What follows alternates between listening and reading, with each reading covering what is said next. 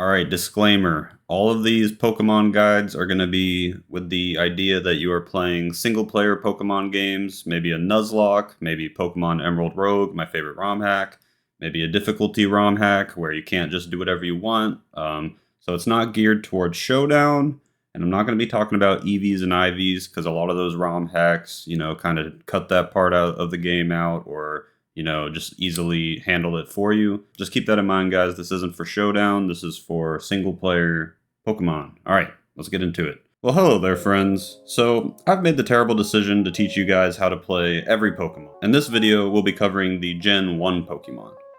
I will not be talking about non-fully evolved Pokemon, so instead of talking about Bulbasaur or Ivysaur, I'm just going to skip to Venusaur. And I'm not going to talk about Pokemon that get an evolution in a later gen. So like Tangela will not be covered in this video because Tangrowth will be covered in the Gen 4 video. I hope that makes sense. It's just going to help me balance out the amount of Pokemon in each of these videos. I also won't be talking about Megas. That will be its own video as well. And yeah, the main thing to remember here is because this is for basically Emerald Rogue or Nuzlocke mostly, I'm going to have a focus on not letting our Pokemon die. So they're going to be achieving some function that helps the team, but I'm not going to be using moves that self-destruct our Pokemon, or hurt them really bad. Like Flare Blitz is not good in these modes because, it does 1/3 of your HP and you can die easily. So, sometimes I'll use Flare Blitz because it is a good move, but very rarely. Stuff like that. Okay, with all that out of the way, let's get started. Venusaur is a grass poison type Pokemon with pretty standard starter stats leaning towards the special stats. This first set we're going to be looking at here is just a normal Venusaur sustain set. So for our ability, we are going to stick with Overgrowth, just the normal starter ability that gives, more attack damage when Venusaur is at low HP. And we're going to use the item Leftovers, or alternatively, you can use the Big Root. Leftovers heals you each turn by just a little bit.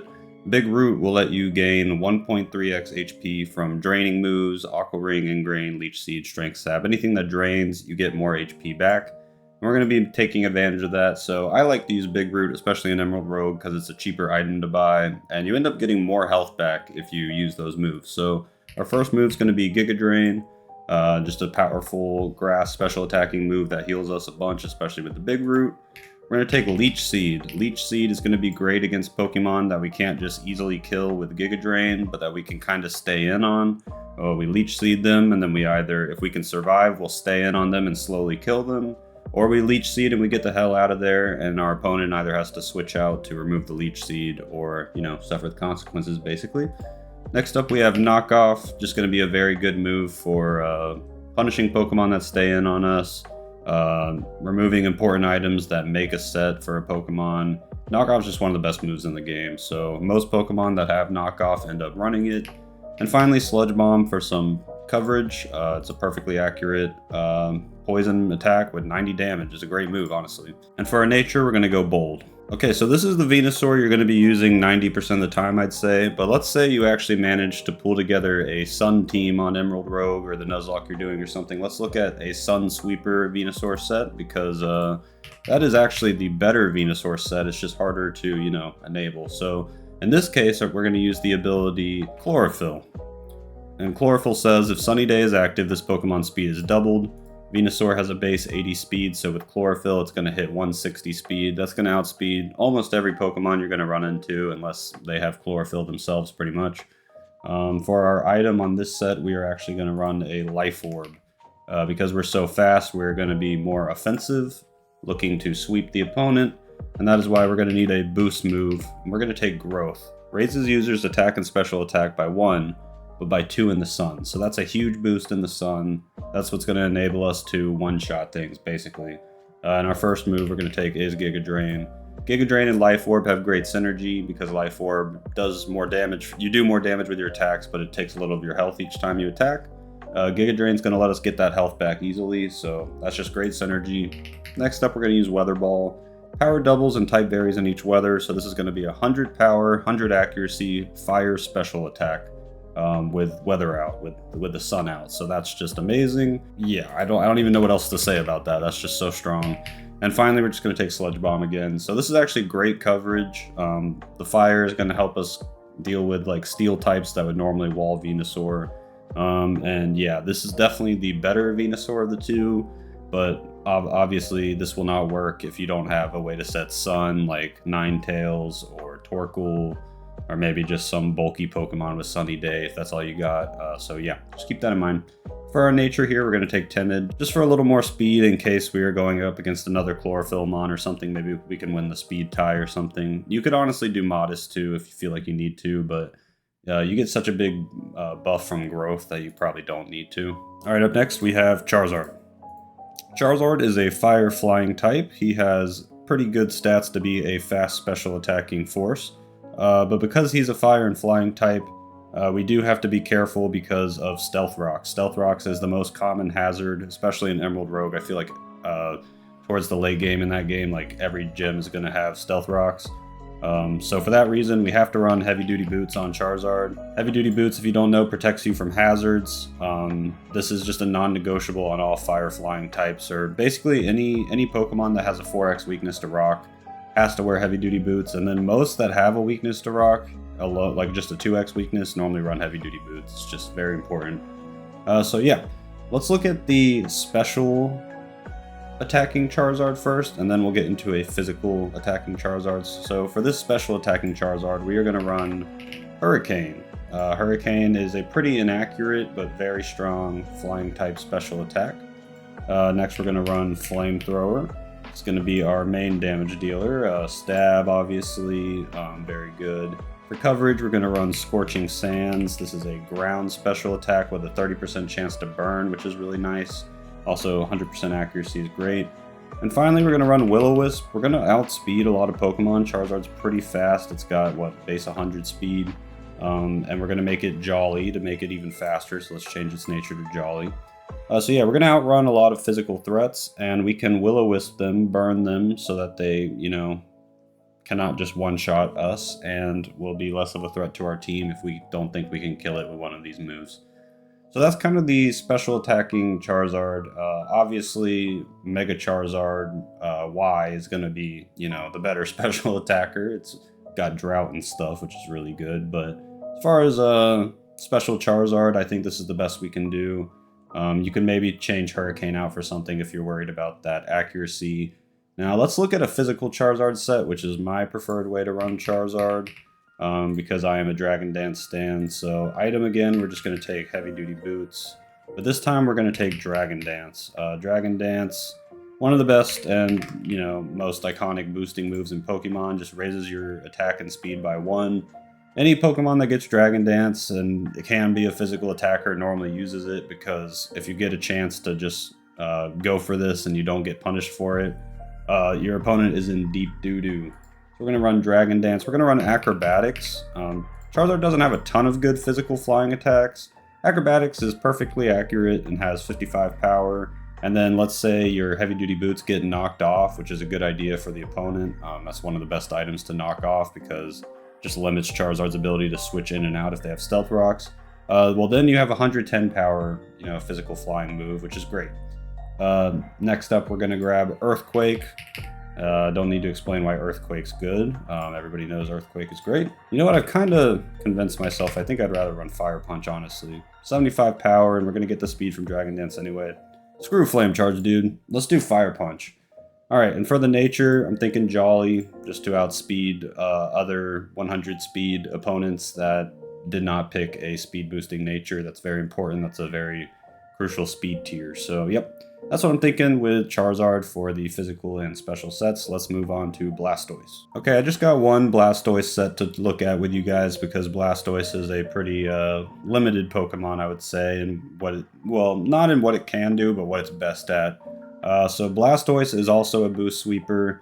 Boost sweeping is really good in these formats where you don't want to lose any Pokemon, like Nuzlocke and Emerald Rogue and stuff, because first off, if you just lead with a boost sweeper into a favorable matchup where they have to switch and you have a turn to boost up, like you can just win a battle right there without having to even, you know, really switch around or risk losing anything. So boost sweepers kind of get an edge in this versus like on Showdown where, you know, other players are hopefully experienced against boost sweepers and know to do things to counteract it. The AI in Emerald Rogue can do that too, but it's not as good at it as a human, obviously. So yeah, anyway, boost sweepers are more valued in these formats, and that's why I'm going to talk about them a little more.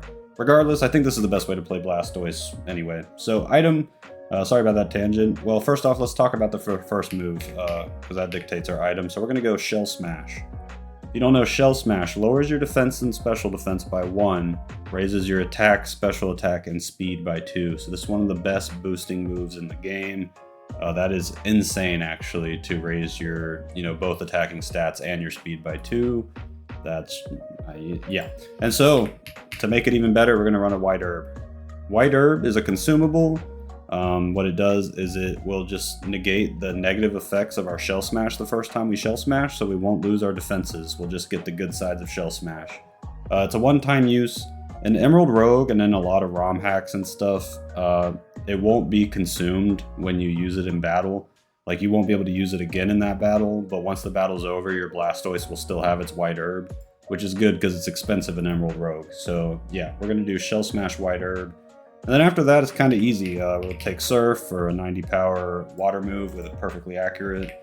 Take Ice Beam. Surf and Ice Beam is like famous coverage. It pretty much can handle anything except water types. And for our final, I went with Aura Sphere just for some coverage. Hit super effective against a lot of things with the fighting. But yeah, you have a few options there. You could look at the special attacking options with Blastoise there. And for our nature, we're going to go Modest. We're going to be fast enough with the Shell Smash that we don't really need to take a speed nature. So we'll just take Modest so we hit a little harder, just in case we might kill something instead of leaving it on red health. And yeah, that's going to be our Blastoise.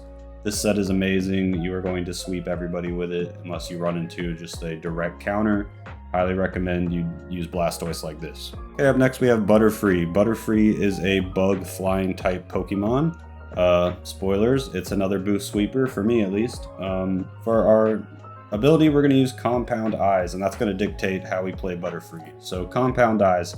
This Pokemon's moves have their accuracy multiplied by 1.3. There's a lot of strong moves in Pokemon that are balanced by their inaccuracy. Maybe they're like 70% accurate, but they hit super hard. We're going to be able to use those moves way more accurately thanks to this ability. Okay, so I've just put all the moves in at once because they all kind of work together, and I need them all here to explain to you the strat here, okay? So we've got Compound Eyes. We're going to be able to be more accurate with inaccurate moves.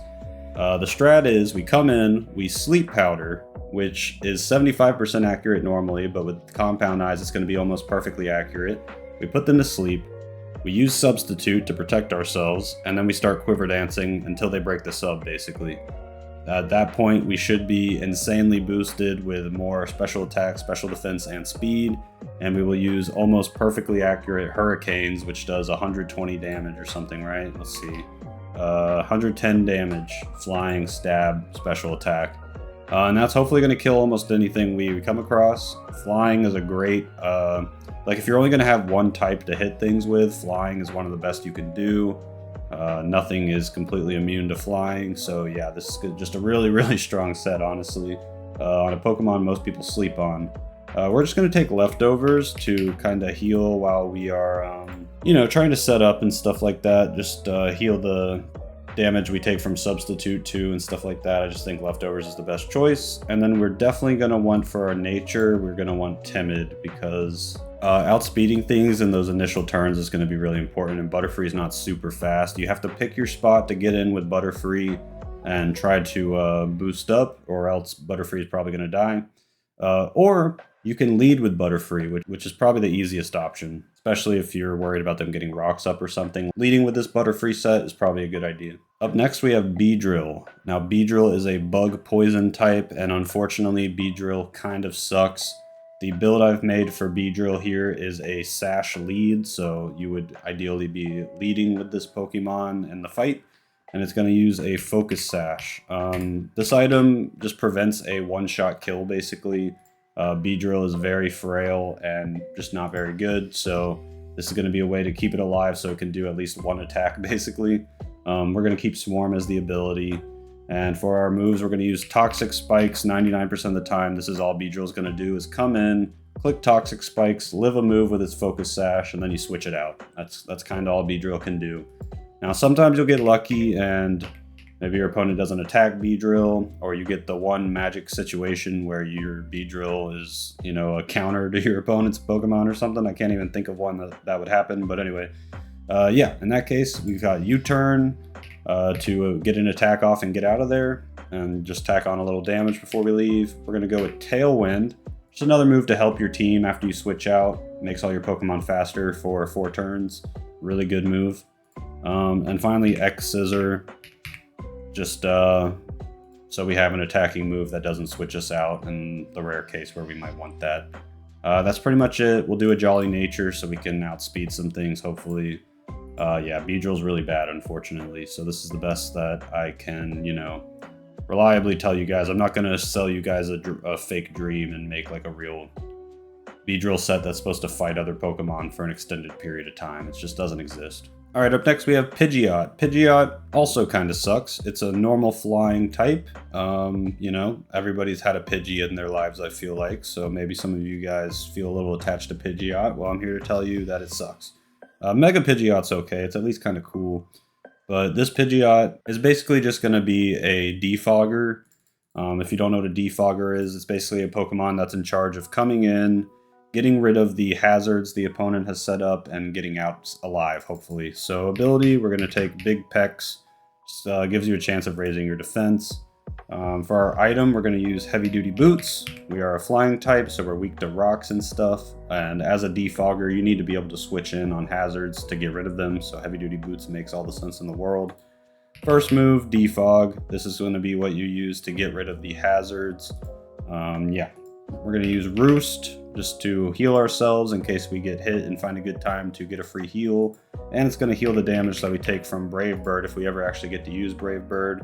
Brave Bird's just a really, really strong flying type attack that has 33% of your health recoil. You know, I don't like to take these 33% recoil moves on, you know, these Pokemon that are meant for Nuzlocke and Emerald Rogue and stuff, but without it, Pidgeot just has nothing, so we're going to do it. And, you know, it's not the end of the world if Pidgeot dies anyway, because it kind of sucks. And we're going to take U-turn if we want to switch out and do a little damage before we do so. We do have 101 speed, which is quite a bit, and with Jolly, we can make sure that we outspeed any like 100 speed or lower Pokemon, outspeed Charizard and stuff like that. Yeah, pretty good idea to be Jolly on here. This Pokemon is not as bad as Beedrill, but it's still pretty shit. Okay, up next we have Raticate. I actually really like this Raticate set I'm going to show you guys. It's pretty standard stuff for a Guts Raticate, but I do like it, and I think it's better than the last couple we've looked at. So we're going to take Guts as our ability. If this Pokemon is statused, which means like Burn, Poison, Paralyze, stuff like that, its attack is 1.5x, and it ignores the burn having our physical damage if we, you know, are burned. So Guts is one of the best abilities, in my opinion. At least one of the most fun. So for our item, we're going to run a Flame Orb, but that's going to just burn us without the enemy having to burn us. It just burns us ourselves after Raticate's first turn. And that'll just ensure that we have a burn on us. And that's kind of good in ways you wouldn't think either, because if you burn yourself, that means your opponent can't poison you or paralyze you or put you to sleep or anything like that, because you're already burned. So, you know, it has uses besides just what you would expect with Guts and, of course, Facade, which is going to be our first move. Facade is like the Guts move. It's a 70 power normal attack, 100% accuracy, but the power doubles if you're burnt, poisoned, or paralyzed. So this is going to be 140 base attack, and Guts is going to boost it even further. Facade is crazy. We're going to take Stomping Tantrum just for some ground coverage. We're going to take Sucker Punch for a priority move that's going to hit harder because of Guts. We're going to take U-turn in case we got to get out of there. Now, Raticate actually has a decent speed. It has 97 speed, so that's pretty good. I'm going to make it Jolly just to, you know, outspeed some more things. And yeah, this is honestly like a solid Pokemon. Obviously, it's super frail. But I feel like it's better than people give Raticate credit for. You know, I think people would expect, I don't know what people think. I kind of feel like most people think Beedrill's a little better than Raticate, and that's just not true at all. Raticate beat Beedrill's ass all day, every day of the week. Okay, up next we have Fearow. Fearow's a pretty cool normal flying type Pokemon with a pretty unique strat it's going for. It's going to be a crit monster, so we're going to take the Sniper ability. If this Pokemon strikes with a crit, the damage is multiplied by 1.5. So its crits hit harder. It doesn't have a higher chance to crit, but the crits hit harder. But to give ourselves a higher chance to crit, we're going to take the item Scope Lens. Holder's critical hit ratio is raised by 1 stage. So this actually gives you crits more than it sounds like. Just trust me, you're going to crit a lot with this. And with the next move we're going to take, which is Drill Run. This is a pretty cool move. It's an 80 power ground move with 95% accuracy, and it reads high critical hit ratio. So Scope Lens combined with Drill Run, it's going to crit pretty often. Crits not only increase the damage by a lot, they also ignore stat changes. So if your opponent is boosting their defense over and over, Fearow can actually crit them and go right through that defense boost and hopefully one-shot them for you. On top of this, we're going to take Drill Peck for our Flying Stab. This unfortunately doesn't have any higher crit ratio. There's not a ton of moves that do, but it's still a good move. U-turn to get in and get out, and then return for our normal stab. And yeah, for our nature, we're just going to be Jolly. Being faster is good, and we're 100 speed, so yeah, important to be Jolly when you're 100 speed to at least speed tie the other 100 speed Pokemon that are taking Jolly as well. So yeah, kind of a crit monster, pretty cool, pretty unique Pokemon. I like Fearow, and I like this next one even more. So this is Arbok. This is another one I feel like people think suck. And he does kind of suck in competitive and stuff, but he's pretty good on a Nuzlocke or a Emerald Rogue run. I'll show you why here. So first off, Intimidate, one of the best abilities in Pokemon. On switch in, this Pokemon lowers the attack of opponents by 1 stage. So if you're going up against a physical attacker that isn't like just obviously super effective against Arbok, you can put Arbok in, he's going to lower their attack, and he's going to be able to take a hit and, you know, be okay. So the idea is you find a situation where you can send Arbok in, and you use this move. Coil. Raises your attack, defense, and accuracy by 1. So we are a boost. I wouldn't even call it like a sweeper because we're not that fast. It's more of just a boost, boost and start effing people up, basically, is what I would call this. Yeah. For our item, we're going to take Black Sludge just to help us heal. You know, hopefully you're intimidating something and they're hitting you and it's not doing a lot, and then you heal what did get taken with Black Sludge over time. It can make Arbok feel pretty bulky, bulkier than he actually is. So yeah, we're taking Coil, we're going to take Gunk Shot. Gunk Shot is a 120 power physical poison move, that's huge, and it has 80% accuracy, but Coil is going to raise your accuracy, and actually with 1 Coil, Gunk Shot becomes almost perfectly accurate, 120 power, 30% chance to poison. It becomes one of the best physical attacks. Poison also is one of the only super effective types against Fairy. Great move. Arbok also gets Earthquake, another famously great physical attack with perfect accuracy, and Sucker Punch for priority. So Arbok is actually like not bad. I feel like everybody sleeps on Arbok, and I'm out here you know, playing single player games saying he's good. We're going to take Jolly just to outspeed something. He only has 80 speed, so it's probably not going to happen. But honestly, on Arbok, I could see you going Adamant as well. But Jolly's probably the safer pick because you're going to really regret when you get outsped by an 80 speed Pokemon that did take Jolly and you didn't. So I'd probably recommend Jolly. Alright, Raichu is a mono electric type Pokemon that is really fast and has decent attacking stats and pretty bad bulk. So what can we do with Raichu? I just kind of use it as a special sweeper. Probably not going to be able to sweep a whole team with Raichu due to its bad bulk and, you know, not the best It's got okay coverage, but it can get walled by some things.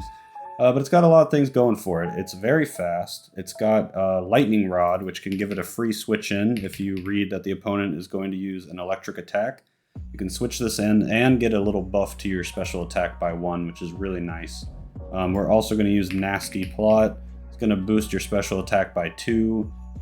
If you get a chance to get this off, Raichu becomes very dangerous. And yeah, I highly recommend doing that if you can. We're going to take Thunderbolt, 90 power, 100% accurate, 10% chance to paralyze. We all know Thunderbolt's really good. Good coverage would be Grass Knot. You could also do Surf. I think Grass Knot's a little better. Does more power the heavier the target is, and you know, ground types is what I'm thinking are coming out here, and ground types tend to be pretty heavy, so that's just going to be a good choice. And then Focus Blast. You always hope on your Focus Blast Pokemon you don't actually have to use it, but when you do, just cross your fingers and pray that it lands because it's 70% accurate. But yeah, it does nuke things that it hits. It will probably kill them. For our item, I'm thinking Life Orb, just to, you know, we can't do a choice item here because we need Nasty Plot, and so I think Life Orb is our best bet. I don't love Life Orb on Pokemon that don't have a way to heal themselves, but it is what it is. And we're going to go Timid, just for a little more speed, because we always want to go first to hopefully kill things. So that's my idea of a Raichu set. It really depends on either getting that Lightning Rod boost is ideal, but if you can't do that, then just trying to find a chance to get in, maybe absorb one special defense attack, or, you know, special attack with your 80 special defense, which isn't great, but it's better than 55 defense.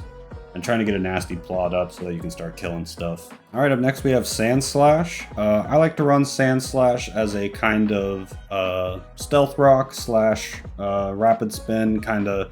He sets your hazards and he gets rid of the enemy hazards, okay? So for our ability, I'm thinking Sand Rush.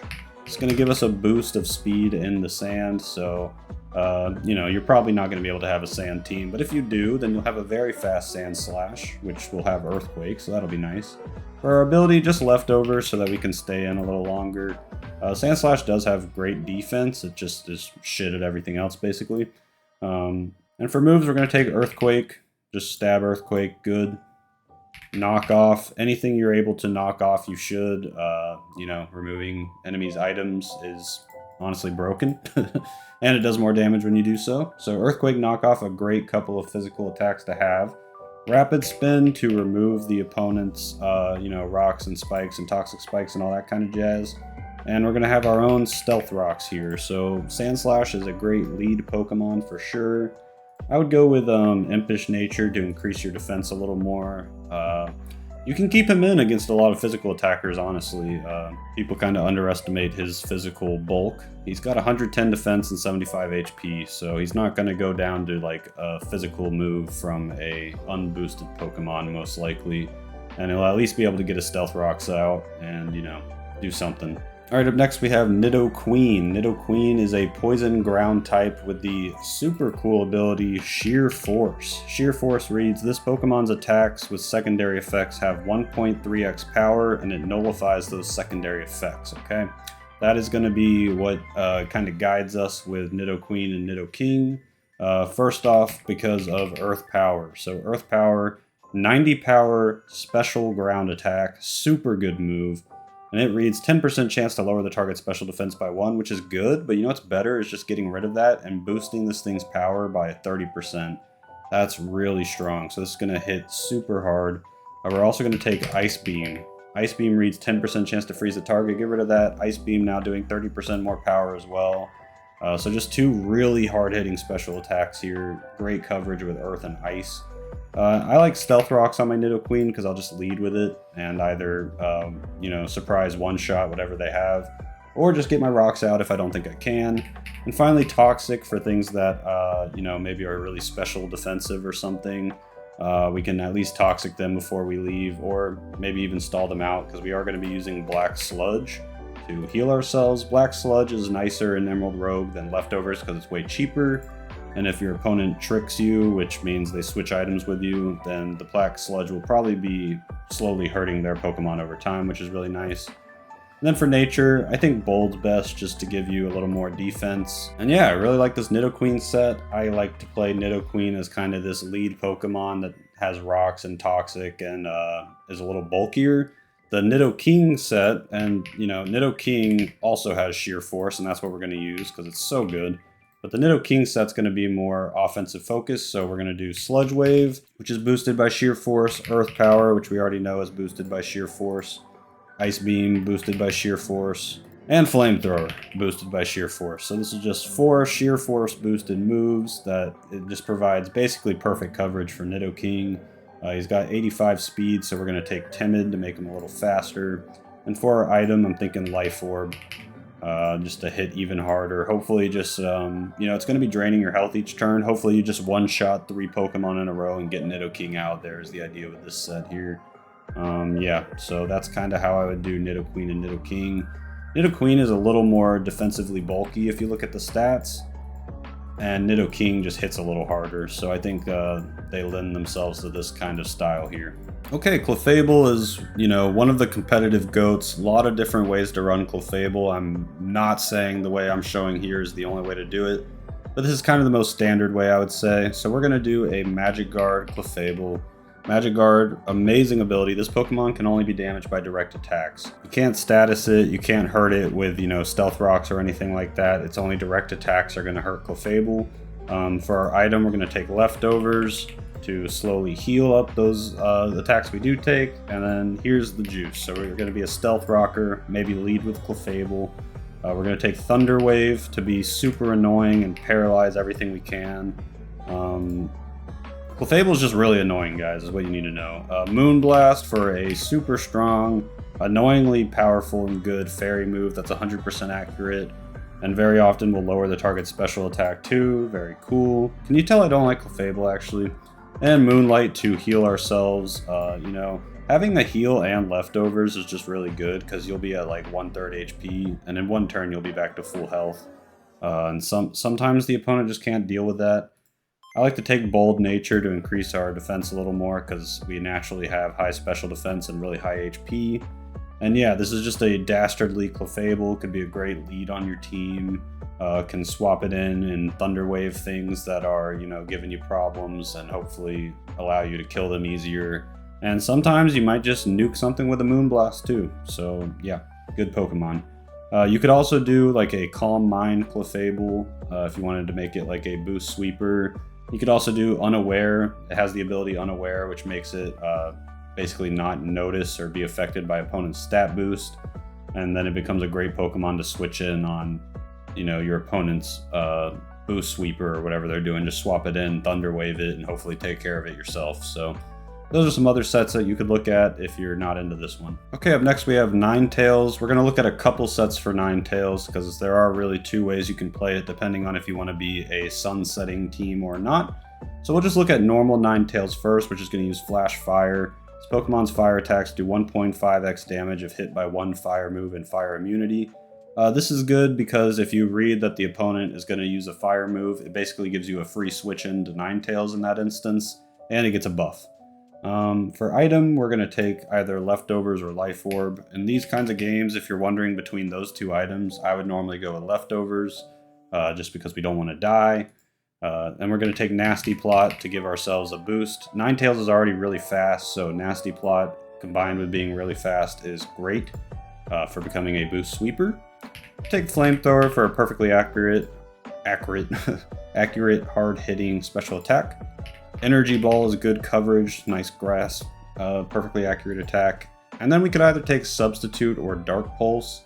I kind of like the idea of taking Sub here, with the Leftovers especially. So, you could do Dark Pulse if you just want more coverage, but I would probably do Substitute.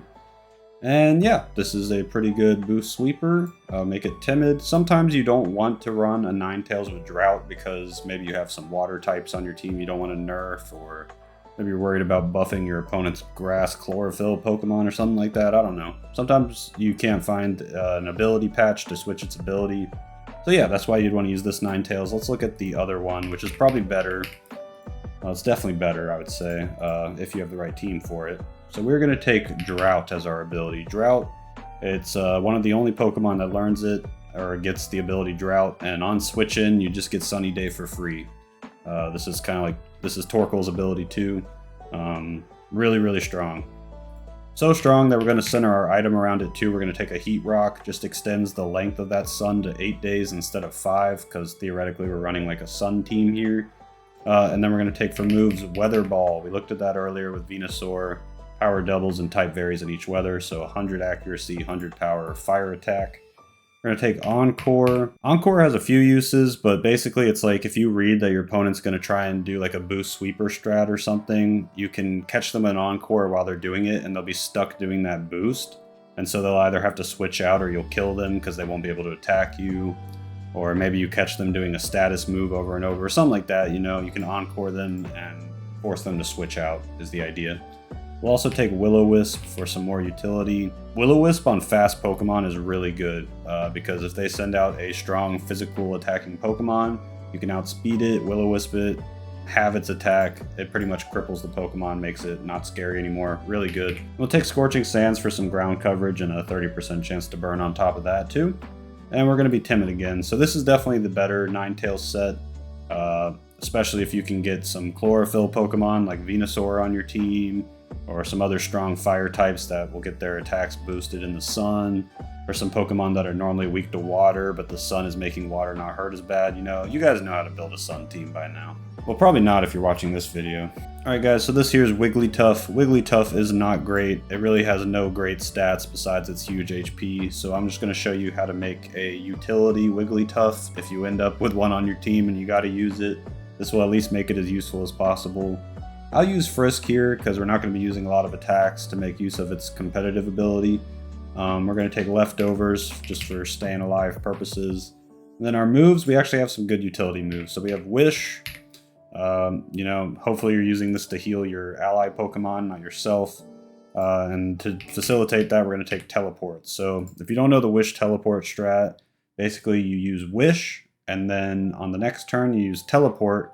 And this will, since Wigglytuff is so slow, Wigglytuff will get hit, and then it will teleport out if it lives, and bring in another Pokemon, and that just saves that Pokemon from having to take a hit when you switch out normally.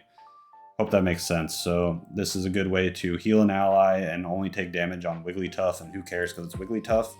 Now you also are going to run Protect so that you can heal yourself. So if you need to heal yourself, you'll use Wish, then you'll Protect. You will heal with Leftovers on that turn, and heal with Wish later. So that's a good way to heal yourself. And finally, Knock Off. If you get a chance to actually swing in with Wigglytuff, at least you are knocking the opponent's item off and making their Pokemon worse. Because you definitely won't be killing it, but Knock Off is a great move for getting some, you know, progress made in the fight. For our nature, we'll go with Careful, just more special defense, so hopefully we can, you know, not die. Okay, up next we have Vileplume. Vileplume is a grass poison type Pokemon. I actually really like Vileplume because it gets the awesome move Strength Sap. Strength Sap's a pretty rare move to get because it's so good. User heals HP by the target's attack stat. Basically, the more attack the target has, the more HP you heal, and then it lowers the target's attack stat by 1. This makes Vileplume very strong against physical attackers that can't just one-shot it. Yeah, so we're going to run Strength Sap to lower their attack and heal ourselves. We're going to run Leech Seed so that we're constantly damaging them while we're doing this and healing ourselves even more. And then we're going to run Giga Drain to heal ourselves a lot if we need to. And then we're going to run Sludge Bomb for some poison coverage. This is a dastardly set. For our ability, we're going to run Effect Spore, 30% chance of poison, paralysis, or sleep if the opponent makes contact with us. This is really annoying for physical attackers to deal with. And then for our item, just to add to the annoyance, we're going to run a Rocky Helmet. We don't really need a Leftovers or Black Sludge to heal ourselves because we've got all these healing skills here. So the Rocky Helmet combined with Effect Spore is going to be super annoying for opponents hitting us. And since we are kind of focusing on being physically defensive because we want our opponents to smack us, we're going to run Bold to get a defense boost. Yeah, this is a really good set actually. I love Vileplume for being able to do this, and it's really fun. You should try out Vileplume for sure. Okay, Parasect is not as cool as Vileplume, but you might have a Parasect and have to use it, so let's look at it. We're going to do a Dry Skin Parasect. Dry Skin will just heal you if you're hit by a water move, or if you're in the rain. It works kind of like Leftovers, but even better because it's 1/8 of your health. But then you are punished by being hit by a fire move because they'll do 1.25x on you, and you take a little damage in the sun. But we are Bug Grass. We don't want to be getting hit by fire moves anyway, so, you know, to me this is just a buff basically, because if we get hit by a fire move, we're going to die anyway, okay? For our items, we're going to take Leftovers.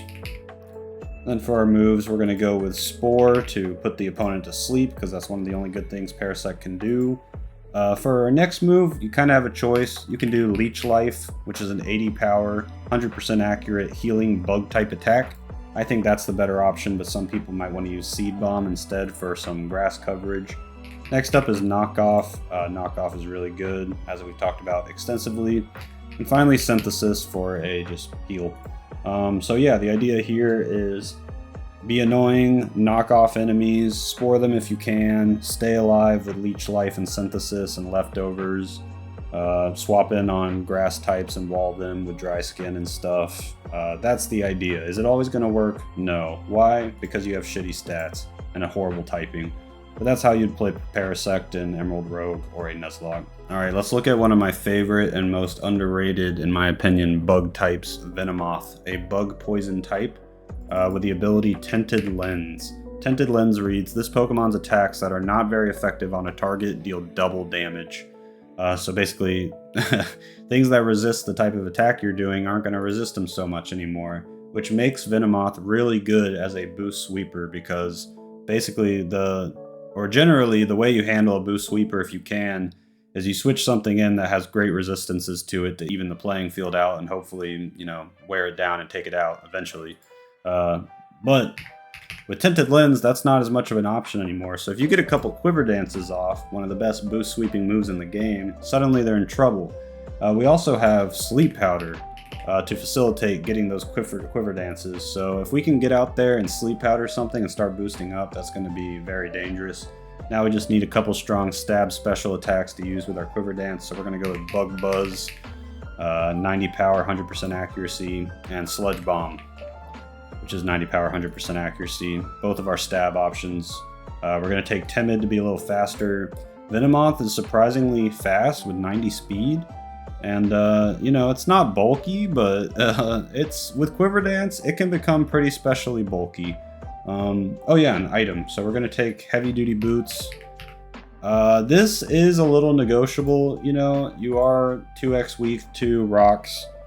Because of the bug typing, but I would not fault someone who took, you know, Black Sludge instead, Leftovers instead, something like that definitely would make sense too. So that's kind of up to you or what you have.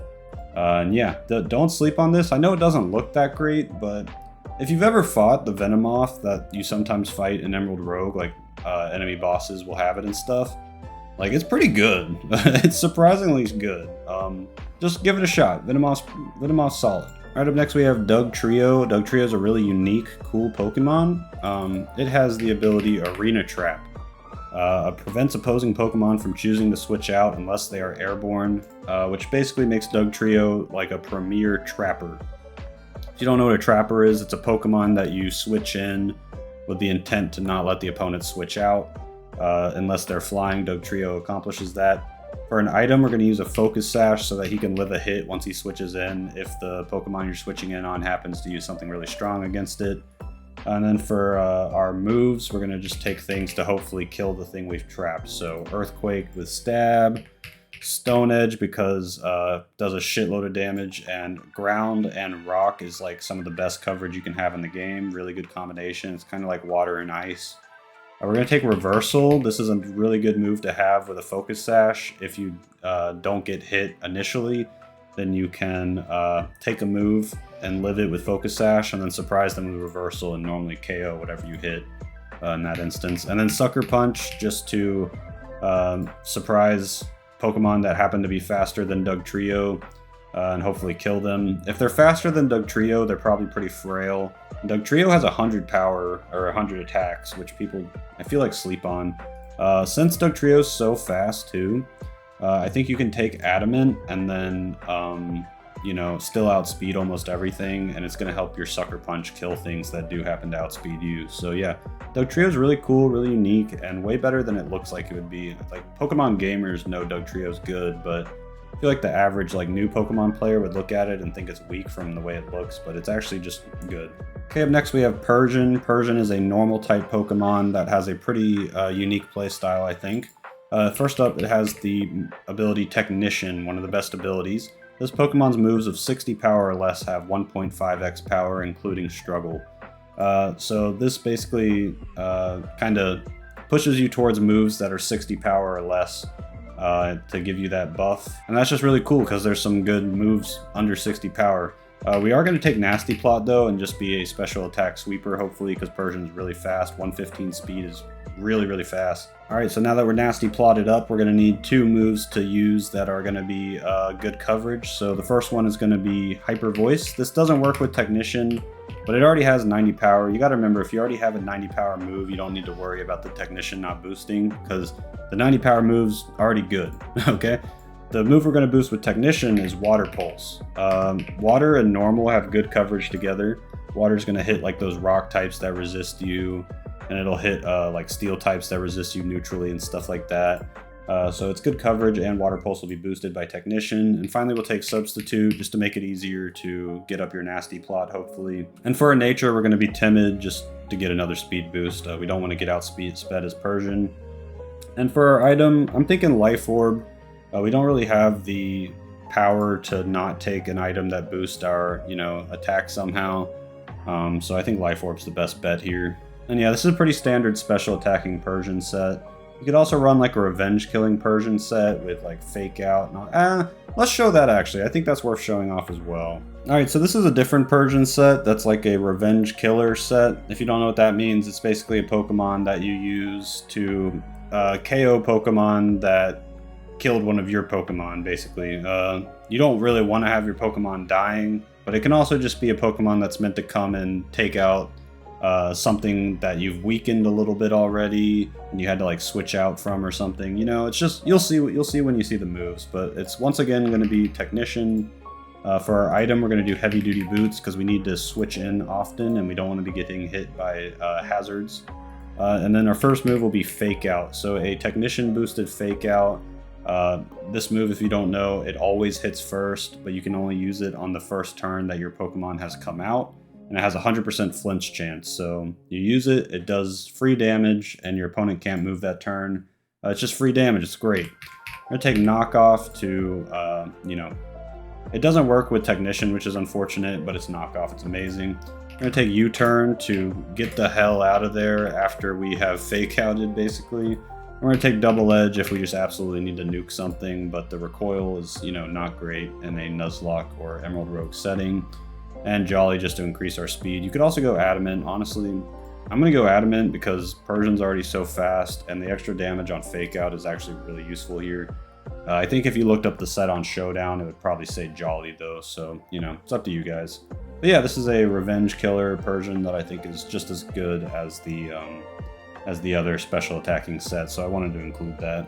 Alright, up next we have Golduck, who is a mono water type. One that I've always wished would get another evolution. You get Psyduck and then Golduck, and for most of these Gen 1 Pokemon that just have one form and then an evolution, most of them have gotten a third by now, but not Golduck, so hopefully one day. I've got two sets for Golduck though. This first one's going to be a Swift Swim set, so this is going to be mostly for rain teams. If you have someone to set rain, or maybe Golduck can set it itself. Yeah, that's the idea here. So we're going to use Swift Swim as the ability, and Rain Dance to set it itself. If you have another rain setter, something like Pelipper or something would be great, then you can replace Rain Dance with another move. But we're going to take Hydro Pump. By the way, Swift Swim just doubles your speed. Golduck has 85 speed. Doubles your speed in the rain. Golduck has 85 speed. So yeah, you're going to outspeed everything. Hydro Pump's going to hit huge in the rain and be more accurate. We've got Ice Beam for the water-ice coverage that I've talked about already in this video. And then the fourth move is going to be Synchronoise. This move is pretty cool. It's shown as illegal here, so I can't show you the description. But basically what it does is it hits same type Pokemon as you for a ton of damage. So, water and ice is kind of only weakness is other water types, so you can use Synchronoise against those Pokemon.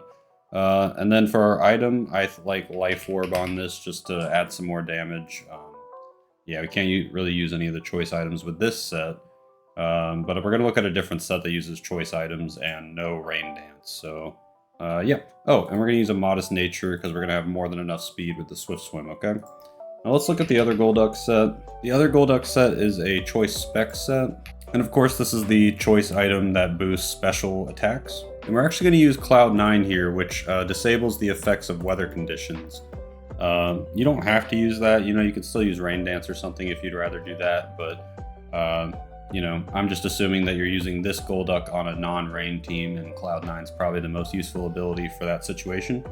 We're once again taking Hydro Pump, but this time we're going to do Hydro Pump, Ice Beam, Psychic, and then we're going to take Flip Turn. Flip Turn's great on a choice Pokemon. Basically any move like U-Turn or Flip Turn that gets you out of there is great on a choice Pokemon, because you can just click your move that gets you out of there, and you don't have to worry about being stuck on your move. We're once again going to be modest here, and yeah, that is the Choice Specs version of Golduck. Definitely not as good as the Rain version, but you're not always going to be able to do the Rain version, so I thought I'd show this too. Okay, up next we have Arcanine. Arcanine has pretty good stats in every category, but no one stat like really blows you away. 110 attack is really nice though, and that's actually high enough that Choice Band is a good option on Arcanine to just try and basically one-shot things. I like Intimidate as the ability, of course, lower the attack of the enemy Pokemon, switch Arcanine in on physical attackers that hopefully can't hit him super effectively, and then yeah, run Choice Band, and we're going to use Flare Blitz. This is a case where I think using Flare Blitz is okay. The Intimidate should help keep you alive if you switch in Arcanine at the right, situation. Use cautiously, but Close Combat, another one-shot move. Extreme Speed, gonna just, win any Speed War, and normally if you're needing to use Extreme Speed to win the Speed War, you're going up against a really fast but pretty frail Pokemon that hopefully will die from the Extreme Speed. And then finally, we're going Raging Fury, which is a cool Fire-type attack, 120 power. It's basically Fire Outrage.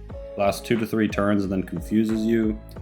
This is good. You'll basically know when to use this. You don't want to use this at the very beginning of a battle and get caught in a bad situation. But if there's like 2 Pokemon left and you have info on what they are and you know Raging Fury is going to just cook them all, Raging Fury is a good choice. I like Jolly here because 95 speed is just a little too low. And yeah, this is the Choice Band set. Now I'm going to show you my preferred Arcanine set. I'm sure a lot of you already know about this one, but this is Curse Arcanine, Curse Sweeper Arcanine. This is the one I would use on Emerald Rogue normally, just a lot safer of a choice considering there's permadeath and stuff. So yeah, we're going to do Curse, we're going to do Leftovers. If you don't know, Curse slows you down by 1 speed, but increases your attack and defense by 1, stage. So we're going to use Curse to set up, but then we have Extreme Speed. If we ever need to go first, we can use Extreme Speed to ensure that we do, even if we're lowering our speed. Then we're going to run Flare Blitz. Flare Blitz feels a little safer on this set because we're boosting our defense. We are intimidating them to lower their attack, and we have Leftovers, so Flare Blitz feels a little safer with this set. A lot safer, honestly. Would definitely move this guy in on a physical attacker because the Curse isn't going to help your defenses against a special attacker, This is definitely a Pokemon meant to go up against physical attackers that don't have Earthquake, basically, or like Stone Edge. And then finally, Morning Sun, just to heal. So yeah, this is a, Curse, heal, Curse, heal, Curse, heal, murder them, That might not work as well on Showdown or something, but in single-player Pokemon games, that is a very effective strategy. And I would definitely recommend Adamant for this set because you're not going to need the speed because you're going to be intentionally lowering your speed with Curse. Yeah, this is the way I like to play Arcanine on Nuzlocke and on Emerald Rogue. Alright guys, so my Poliwrath set is going to be a bulk up set. We're going to use Water Absorb. Gives us a way to switch in on something without taking any damage, which is always good for, these sweepers sets. Bulk up, of course, like I said, raises your attack and defense by 1 with no downsides. Bulk up's pretty nice, Definitely a good move that fighting types get. We're going to take Substitute to help us set up our bulk up, so, I'm sure you've seen enough sweeper sets in this video by now to understand that you just come in against a Pokemon that hopefully can't hit you that hard, you Substitute up, and then you bulk up as many times as your, Substitute is out, and then you start beating their ass. So we're going to lose some health when we Substitute, so we're going to want something to get it back. That's where Drain Punch and Leftovers comes in for our item. And then finally, our last move, you can do a Liquidation for Stab, or you can do Knockoff, because Knockoff's amazing. I'm going to put Liquidation in the builder here, but you could definitely use Knockoff if you prefer Knockoff. And for the Nature, I would do a Careful Nature, because you want to be able to not have your Substitute broken by like some random special attack, so just having a little more special defense to hopefully keep your Substitute alive for at least 1 bulk up is just kind of important. You're going to be boosting your attack anyway, so you don't really need to be Adamant or something, and you're not outspeeding anything anyway. Alright guys, up next we have Alakazam, a lot of people's favorite Pokemon. A lot of people don't realize Alakazam's stat spread though. If we look at it, Alakazam has 55 base HP and 45 base defense. I'm just telling you this because I assume a lot of new Pokemon people, or maybe less experienced Pokemon people, are going to watch this video. And everybody thinks Alakazam's so good, and he is, but it's because he's very fast and hits very hard. He has no bulk to speak of, he cannot take a punch at all. So yeah, just keep in mind, he dies to almost any physical attack from like a fully evolved Pokemon. So to combat that, we're going to use a Focus Sash, which lets us live one hit that would normally KO from full health. That's just gonna, you know, hopefully keep you alive for that first time you mess up and get hit by something you know, probably shouldn't be in against or whatever. Maybe you're leading with Alakazam, and you need a turn to set up your nasty plot, spoilers. But our ability is going to be Magic Guard. This Pokemon can only be damaged by direct attacks, so you're safe from hazards and stuff like that. Those aren't going to disrupt your Focus Sash, which is really good, and you can't be statused. Now for moves, like I said, we're going to take Nasty Plot. Alakazam already has a great special attack. Nasty Plot is going to take you into one-shotting their entire team territory. That's kind of what, you know, all these sweepers have been wanting to one-shot things, but Alakazam actually will one-shot things. Next up, we're going to take Focus Blast. This is if, you know, your last resort, the only move you have that hits the target good is Focus Blast, you use it. Because it has 70% accuracy. But it does have 120 power, so if it lands, it's going to kill whatever you're using it on. It's just, you know, the low accuracy is kind of a drag. Psychic is going to be your stab psychic move, very reliable, and then Shadow Ball is going to be your other, you know, reliable move. And then we're not going to need more special attacks, so I think Timid Nature is the way to go. Alakazam is really fast, but, you know, outspeeding other 120 speed things because you're timid and they're not could be very beneficial. And yeah, so just think of Alakazam as an absolute glass cannon. Just have it go crazy for as much as you can while it's at full HP, and then once it takes a hit, probably get it out of there or it's gonna die, okay? And remember, like Sucker Punch and stuff, Sucker Punch has priority and it's gonna outspeed him because Sucker Punch is gonna outspeed you because it has priority, and it's a dark type attack and it's physical, so if you Sucker Punch an Alakazam, it's dead. Okay, so just keep that in mind. If your Focus Sash is broken, but you think you can outspeed them and get the kill, think, do they have Sucker Punch? Because if they do, you're dead. Okay, up next we got Machamp. I actually have a lot of Machamp sets. I'm going to show you guys two because I don't want to be here all day. First ability we're going to do is No Guard. This is a really cool ability. Every move used by or against this Pokemon will always hit. So he cannot dodge any moves, but he cannot miss any moves when he has No Guard. That is super sick. I really like that, and it leans itself towards a certain move called Dynamic Punch. Dynamic Punch has 100 power, but only 50% accuracy, so normally no Pokemon uses this shit. But, you know, Machamp can't miss with it, and it has a 100% chance to confuse, which is so broken and annoying. So, Dynamic Punch, No Guard Machamp is just a classic. We're going to run a Choice Band, because we're probably just clicking that, and so being locked into it isn't a big deal. And it's going to make it hit 1.5x times as hard. What else are we going to use? Well, we'll bring Heavy Slam. Steel coverage is really good. Can destroy a fairy that switches in to try and wall you or something. They might not expect the steel type move. I'm going to take Stone Edge. Rock is just a really good offensive attack and it hits really hard. And we're going to take Knock Off. Knock Off is amazing. Okay, for nature, I would go Adamant. Machamp isn't outspeeding anything anyway, so why not hit harder? And this is the No Guard Machamp build. I really like this one. Oh yeah, I forgot to mention Stone Edge normally misses, you know, I mean it doesn't normally miss, but Stone Edge is known for missing 80% accuracy. Having perfectly accurate Stone Edge is also really good on top of the Dynamic Punch. I should have mentioned that. Yeah, this is just a really fun set. You don't get to play with No Guard very often, so I like this Machamp set, but there's another one that's pretty good. It's Guts Machamp. We talked about Guts earlier. We're going to use a Flame Orb with it to put a burn on ourselves to proc the Guts. And then just a pretty standard Machamp set of moves here. Close Combat, Knock Off, Facade to destroy people once we are burned. And finally Bullet Punch to have a priority move to finish off things that are low on HP so they can't hit us again, basically. I would go Adamant again. We're not outspeeding anything, and your Bullet Punch can be used for priority, and it'll hit harder if you're Adamant. And yeah, this is a Guns Machamp. This one's probably the safer bet, you know? But this one's more fun and still pretty good. So yeah, take your pick. Or just go based off of what items you find on your Emerald Rogue run, or, you know, whatever's going on. Alright, up next we have Victreebel. It's a Grass Poison type with Unfortunately, it has the Hoenn special, which is just having a lot of attack and special attack, and being kind of shit in every other stat. So it's kind of weird to work with. The only way to really make this work is with its ability, Chlorophyll, which gives it double speed in the sun. This allows it to actually outspeed things, which, you know, it won't really do very often with the 70 speed otherwise.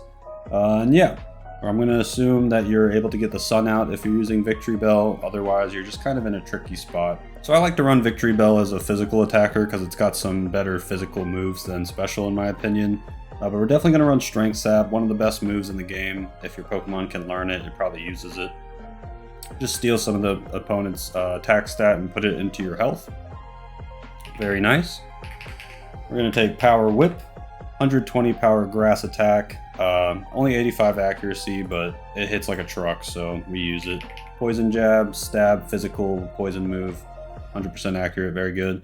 And then Sucker Punch, you know, if you don't have Sun, at least you can outspeed them with Sucker Punch, hopefully. For our item, I like Life Orb. We can regain some life back with Strength Sap, which is nice. And for the nature, we're going to go Adamant. We're not really going to be needing to outspeed things if we have Sun, because we're going to outspeed them. We'll have 140 speed if the Sun's out, is what I meant to say. And then we're not going to be outspeeding things if we don't have Sun, so might as well just use a Adamant Nature for Victreebel. You can also run a special attacking, like defensive Victreebel that uses like Rocky Helmet and Strength Sap. Pretty much any Strength Sap Pokemon can kind of do the Rocky Helmet Strength Sap thing and just be really annoying for physical attackers. So yeah, you could consider doing something like that too, but I like this set more. Okay, Tentacruel's like a really versatile Pokemon, learns a lot of good moves and has a really good stat distribution. With that 120 special defense and 80 HP, very specially bulky. That's how you want to use Tentacruel, bring it in on special attacks to keep yourself safe. I'm going to show you a couple sets, and just any combination of these moves and these sets will just work. Tentacruel just kind of works as a Pokemon, it's really nice. For this first one, we're going to use the Clear Body ability, prevents other Pokemon from lowering your stats. And then we're going to use the Black Sludge item. Just, you know, poison type leftovers, basically. For moves, we're going to pick Scald first. This is one of the best attacks in the game. It's a 80 power special water move, 100% accurate, and 30% chance to burn the target. That's going to be really nice when you switch Tentacruel in on their special attacker, and then they're like, shit, I've got to switch to a physical attacker to hit this thing for any damage, and then you Scald them and burn them. That is like the worst thing that can happen to you. On top of that, we're going to use Toxic Spikes. You know, Toxic Spikes, if you don't know, the first layer you set of Toxic Spikes will just poison any Pokemon that switch in, and then if you get another layer up, it will Toxic Poison or badly poison any Pokemon that switch in, and that's, you know, pretty much a death sentence. On top of that, we're going to take Sludge Bomb, just a big old poison nuke, and Knock Off for the utility of being able to knock people's items off. It's really good. And Tentacruel's decently fast. For some reason, it has 100 speed, so we're going to go with Timid.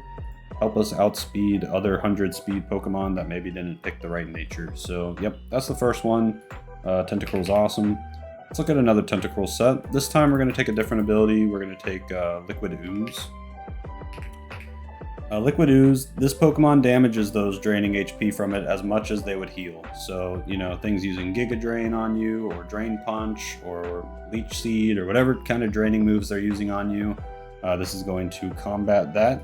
We're going to once again take Black Sludge, and this is going to be more of a defensive pivot, so it's going to be less focused on doing damage on its own, and more just on assisting your team and being annoying. So what moves are we going to use? We're going to use Rapid Spin to be able to get rid of enemy hazards on the field for our team.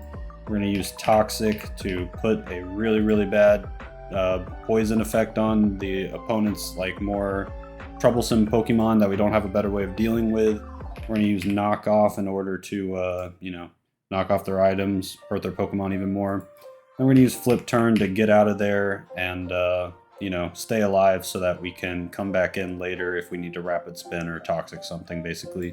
So this is more of a utility version. I like Jolly on this because we are using some physical attacks with this build, but we still want the speed boost.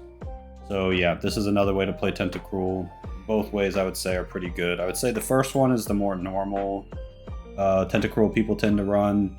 And this is like the big brain Tentacruel. Alright, up next we have Golem. A bunch of people probably remember Golem from their childhood. He had a cool episode in the anime. Golem kind of sucks, but we're going to do our best. The reason he kind of sucks is because he has no speed, and if he gets hit by a special attack, he's going to explode. But, you know, he's good at what he does. He has a lot of attack and a lot of defense. So let's talk about how we can get the most out of Golem. We're going to use Sturdy as our ability because it's basically a free focus sash. It's a really good ability. You know, if your Golem gets hit by a stray surf or something, it's not going to instantly die from it, which is nice. We're going to use Weakness Policy, which really synergizes with Sturdy. So it reads, if Holder is hit super effectively by like a water attack or grass attack or something, it raises your attack and special attack by 2 stages. So that's pretty cool, right? That's going to give you a pretty big buff, and you're probably going to get outsped, so the move you click after that happens is going to be buffed. As for moves, we're going to use Stealth Rock because Golem is a pretty common lead Pokemon. Just send him out. He's got Sturdy, so he's not going to die that first turn, and you get Stealth Rock out, okay? Earthquake, Stab Earthquake with 120 power is just going to hit really hard. Stone Edge, kind of the same deal. Stab, Earth and Ground coverage, really good. And then Sucker Punch to kind of catch people off guard. You know, priority move on Golem's pretty good. He's got high attack. Maybe it'll be boosted by Weakness Policy, so it'll hit really hard. Because we're not outspeeding anything, we're going to take Adamant, so we hit even hardier. And yeah, that's how I would run Golem. Honestly, I think this set actually makes Golem pretty solid. If you can't get a Weakness Policy, though, he does you know, fall off quite a bit, I would say. Alright, up next we have Rapidash. I'm going to show you a boost sweeper version of Rapidash. I think that's going to be the best way to use it in like Emerald Rogue or a Nuzlocke or something. Rapidash is mono fire. It does have pretty good speed at 105 and good attack at 100. And everything else is pretty meh. It's alright. Honestly, its stats across the board are better than I thought they were. They're not like good or anything, but they're better than I thought they were. I thought Rapidash was even shittier. I think the 65 HP really just makes it feel so weak. But we're going to take Flame Body. Flame Body's a great ability. 30% chance when a Pokemon makes physical contact with Rapidash, it'll just be burnt. That's super nice. Burn is awesome. We're going to use Heavy Duty Boots because we are a fire type and we don't want to be punished for just switching in. That's no fun. And we're going to go with Swords Dance as our boost move. We're already quite fast, so we don't really need to super worry about speed. You know, we will get outsped by some things, but we'll outspeed most stuff. We're going to take Flare Blitz, and yes, this does damage to us, but that is why we are taking Morning Sun to heal ourselves. And finally, we're going to take High Horsepower. Ground and Fire is pretty good coverage. Swords Dance is going to make it hit very hard. We're going to take a Jolly Nature to help us outspeed things. 105 is a good speed, especially if you're playing like, you know, Emerald Rogue has like the first 3 gens format, or maybe you're doing a mono Gen 1 run or something like that. Like 105 can outspeed quite a bit until you get to the later gens. So yeah, pretty good set. Rapidash is not like an amazing Pokemon or anything, but I think this is the, you know, the most you can get out of it. You could also change this up a little bit by using Will-O-Wisp instead of one of these moves, or maybe just instead of being a boost sweeper, you just run Will-O-Wisp instead of Swords Dance, so you can just kind of be more focused on burning things than doing a lot of damage. That's a totally viable way to take this build as well. Alright guys, a fan favorite Pokemon, Slowbro, one of my favorites for sure. It is Water Psychic. It is a great Pokemon. It's got high HP, high defense, decent special defense even, and a nice 100 special attack to play with. It gets all these nice stats because it's slow as shit, so you know, only 30 speed. It has a lot of points to put everywhere else, which is great for us. I'm going to show you a Calm Mind Slowbro. That's my favorite way to play him. Alright, so for our ability, we're going to go with Regenerator, one of the best abilities in the whole game. This Pokemon restores a third of its maximum HP when it switches out. That is incredible. Being able to heal just by switching out is insane. One of the most broken abilities in the game, I would say. We're going to use Rocky Helmet. We're going to be very physically defensive, and we want to punish things for hitting our Slowbro. So we'll switch in our Slowbro on a physical attacker, and they will hit the Slowbro and get damage. It's pretty sweet. And Slowbro don't care. He's got 110 damn defense. We're going to make our Slowbro bold too, so we're going to increase that defense even more. Now for our moves, like I said, we're going to use Calm Mind. So our defense is already going to be great because we have 110 base and a nature buffing it. Calm Mind is then going to raise our special attack and special defense, so we are going to become very hard to kill. On top of that, we're going to take Slack Off to heal while we're doing this. We're basically going to have an immortal Slowbro, hopefully. And then Scald. Scald is just a crazy move to just click, basically. Nothing likes getting hit by a Scald. Physical attackers especially hate getting hit by a Scald because they might get burnt. And for everything else, we're going to use Psychic Noise. Psychic Noise is good because for 2 turns, the target cannot heal. This just comes up a lot. A popular way to deal with Slowbro is using like your own kind of stally Pokemon that can heal itself too. And they kind of get in this really slow war with each other. Psychic Noise helps you win those matchups by preventing them from healing like you're healing. And yeah, this is a very powerful set. This is how I like to play Slowbro. And you know, if shit hits the fan, you can just take him out and Regenerator will heal him a little bit. So yeah, Slowbro is awesome. Dodrio is a normal flying type Pokemon.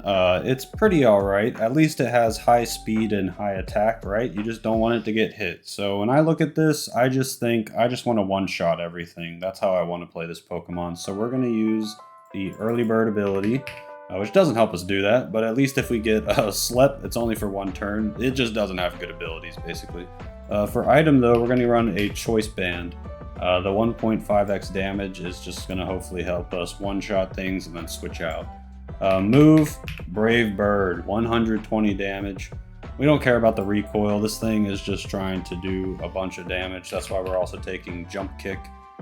Jump Kick does a shitload of fighting type damage, but the downside is if it misses, you take a little bit of damage. We're going to take Return. God, all these moves are illegal in this format, but there's no better one for showing it off on here. Return is just a high damage, normal type attack. And finally, Knock Off.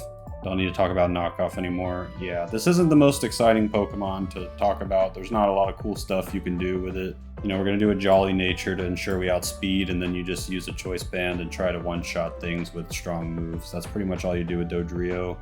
If you wanted to make this like a sweeper, you could maybe do Swords Dance and no item Acrobatics, or like a berry, you know, is going to pop Acrobatics or something like that. And like Low Kick or something. I think this one is just easier to just use and get value out of right away, because getting a Swords Dance up without dying on Dodrio is going to be pretty tough. So yep, that is how I would use Dodrio. Pretty boring Pokemon that really needs a final evolution in my opinion. Okay, probably the shittiest Pokemon on this whole list, Dugong. Dugong sucks. It is Water Ice, which is a really bad typing, and it has bad stats, just not really excelling at anything here. And you just gotta do the best you can if you unfortunately have a Dugong on your team. Thick Fat is a good ability, makes it so that fire and ice type moves only hit you at a half defensive stat. So, you know, if you predict a fire or ice type attack, you can switch in Dugong and basically take, you know, no damage, which is nice. For item, we're gonna go Leftovers, gotta keep our shitty ass Dugong alive. At least it learns Toxic. Maybe we can Toxic one thing before it dies, that'll be good. And then you can Protect on the next turn, so at least you get a turn of poison hurting the opponent before you die. Encore is to be very trolly. Basically, if you put a Dugong in front of a human player, they're just going to put in a Boost Sweeper and start boosting up because they know you can't hurt them. So Encore can force them to stay in that boost. You know, you could use this against a computer too. Computers aren't going to read you as well as a human, but they will do stuff like that from time to time. You can get them stuck in a move and either Toxic them or switch out to something better while they're stuck and kill them. And then finally, I don't know, Surf. Try and hit things with Surf, it's not going to do much. For Nature, we'll go Calm for a little more special defense. It's its best stat, so why not buff it a little bit? Maybe we can live like some flamethrowers when we switch in and stuff with our Thick Fat and Toxic them or something. Dugong sucks though, just try and get rid of it as soon as you get it. Try and get something better. Alright guys, up next we have Muck, one of my favorite Pokemon. Muck is pretty cool. He's got high HP, attack, and special defense. And he has a pretty cool way of playing, in my opinion. I'm going to show you my favorite way to play Muck. Now, one bad thing about Muck is his abilities are kind of bad. Nothing really useful for him. We're going to go with Sticky Hold. Just not going to allow other Pokemon to steal your item, basically. And then we're going to use either Black Sludge or Leftovers, whichever one is easier for you to get on your game. You know, Black Sludge, normally the good thing about it is if a Pokemon tricks you and takes it, it's going to start hurting them, but obviously they can't take it with Sticky Hold. But you know, Muck still wants to hold on to his Black Sludge, like the healing is good for him, so don't worry too much about the anti-synergy here, it's fine. We are going to be using Toxic to, you know, badly poison enemies and kill them. We're going to use Protect to get a free proc of that toxic damage every other turn. We're going to use Knock Off, which is going to make their Pokemon a lot worse when we knock their item off. And then we're going to keep ourselves alive with Drain Punch. This is just a very devious, evil set. For nature, I like Impish to increase our defense because we already have high special defense, so just buff our defense a little with the Impish nature.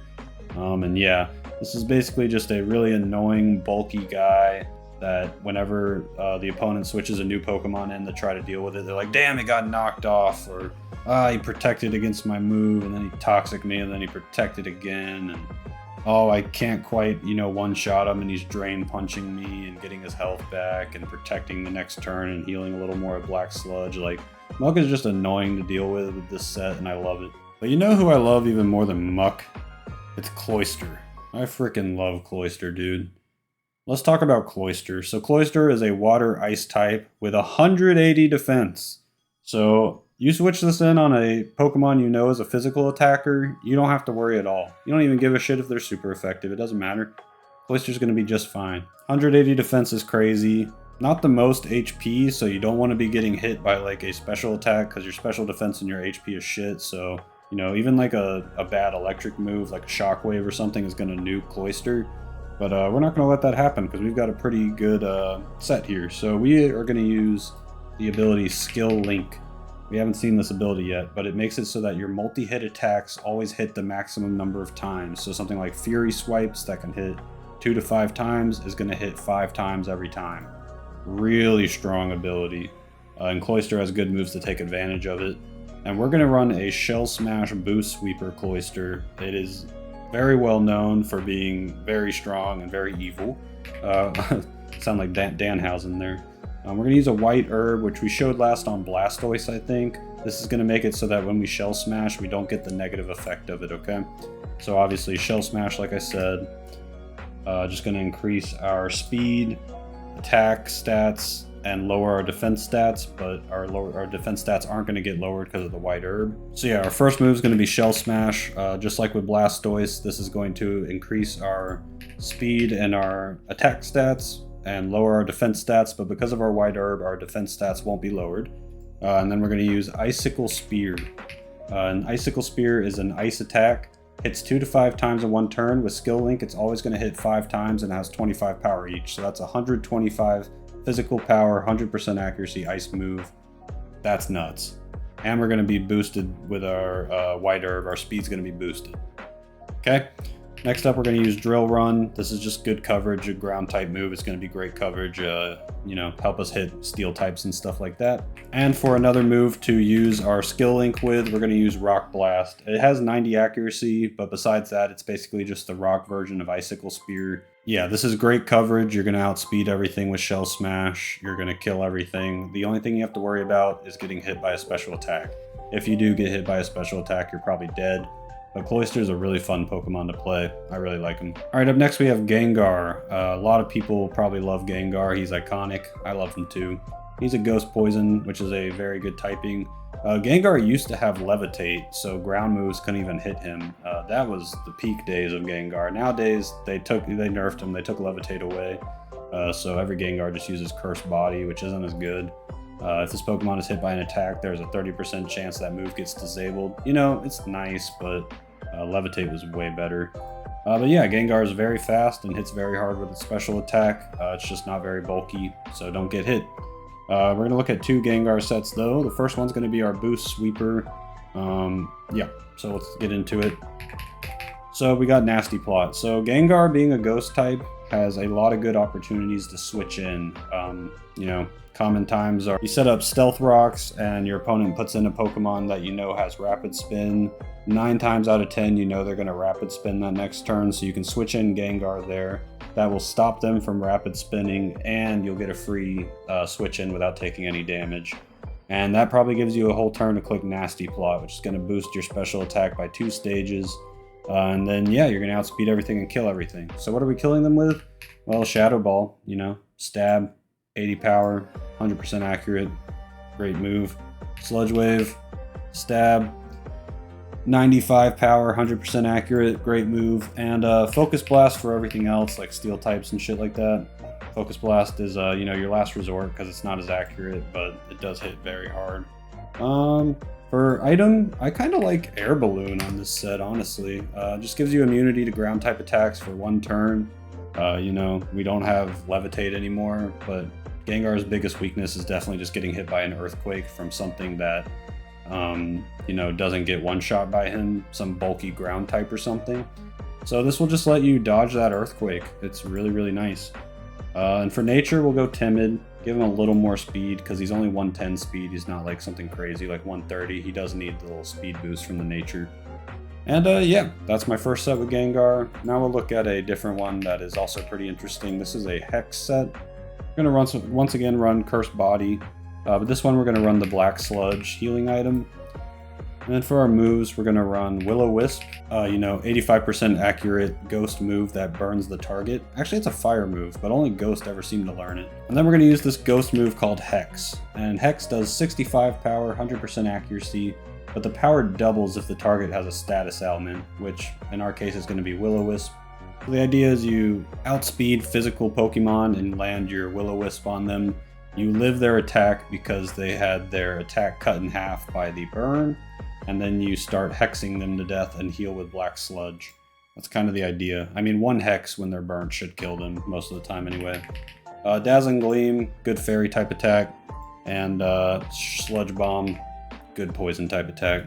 Alright guys, up next we have Hypno. You know, Hypno sucks, but he's also one of my favorite Pokemon of all time. I've just always really liked him since I first started using him in like Pokemon Stadium against my mom and stuff.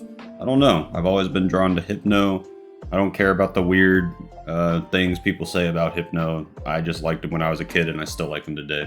So let's get into Hypno. I'm going to show you a couple sets. I have like 6 or 7 that I like to run, but I know that I'm the biggest Hypno fan in the world and you guys probably aren't. For this set, it's going to be like a support set just to help your team out because Hypno doesn't have much going on. He's a pure Psychic type with a pretty good special defense and HP stats, and he's kind of bad at everything else. And he's slow, and he can't really do a lot of damage without boosting up. So this first set is just going to be a support set for your team. We're going to keep the ability Insomnia, just prevents you from being put to sleep, which is nice. And for our item, we're going to go with Leftovers to help keep ourselves alive while we are supporting our team. For moves, this is just going to be like a normal Wish set. So we're going to do Wish, we're going to do Protect, we're going to do Toxic. You know, Toxic Protect strats with Wish is pretty normal for, you know, supporty types. This guy cannot really take physical hits, so you need to kind of use him like a discount Chansey or Blissey or something. And finally Psychic for his stab attack. And yeah, I guess for nature we'll do a Calm Nature for a little more special defense bulk. And yeah, it's not a very fun Hypno at all, but for most people who aren't Hypno enjoyers like me, Hypno aficionados, Hypno experts, this is probably going to be the easiest way to just get some value out of Hypno. Just send them out against special attackers and, you know, Toxic them, Protect, Wish to heal yourself or your teammates and get out of there. Alright, but next let's look at a Calm Mind Hypno. Hypno has a lot of ways to boost up. I have Calm Mind sets, I have Nasty Plot Sweeper sets, I have Curse No sets, which are pretty fun, but I'll just show you the Calm Mind one. I feel like it's going to be the easiest for most of you to use.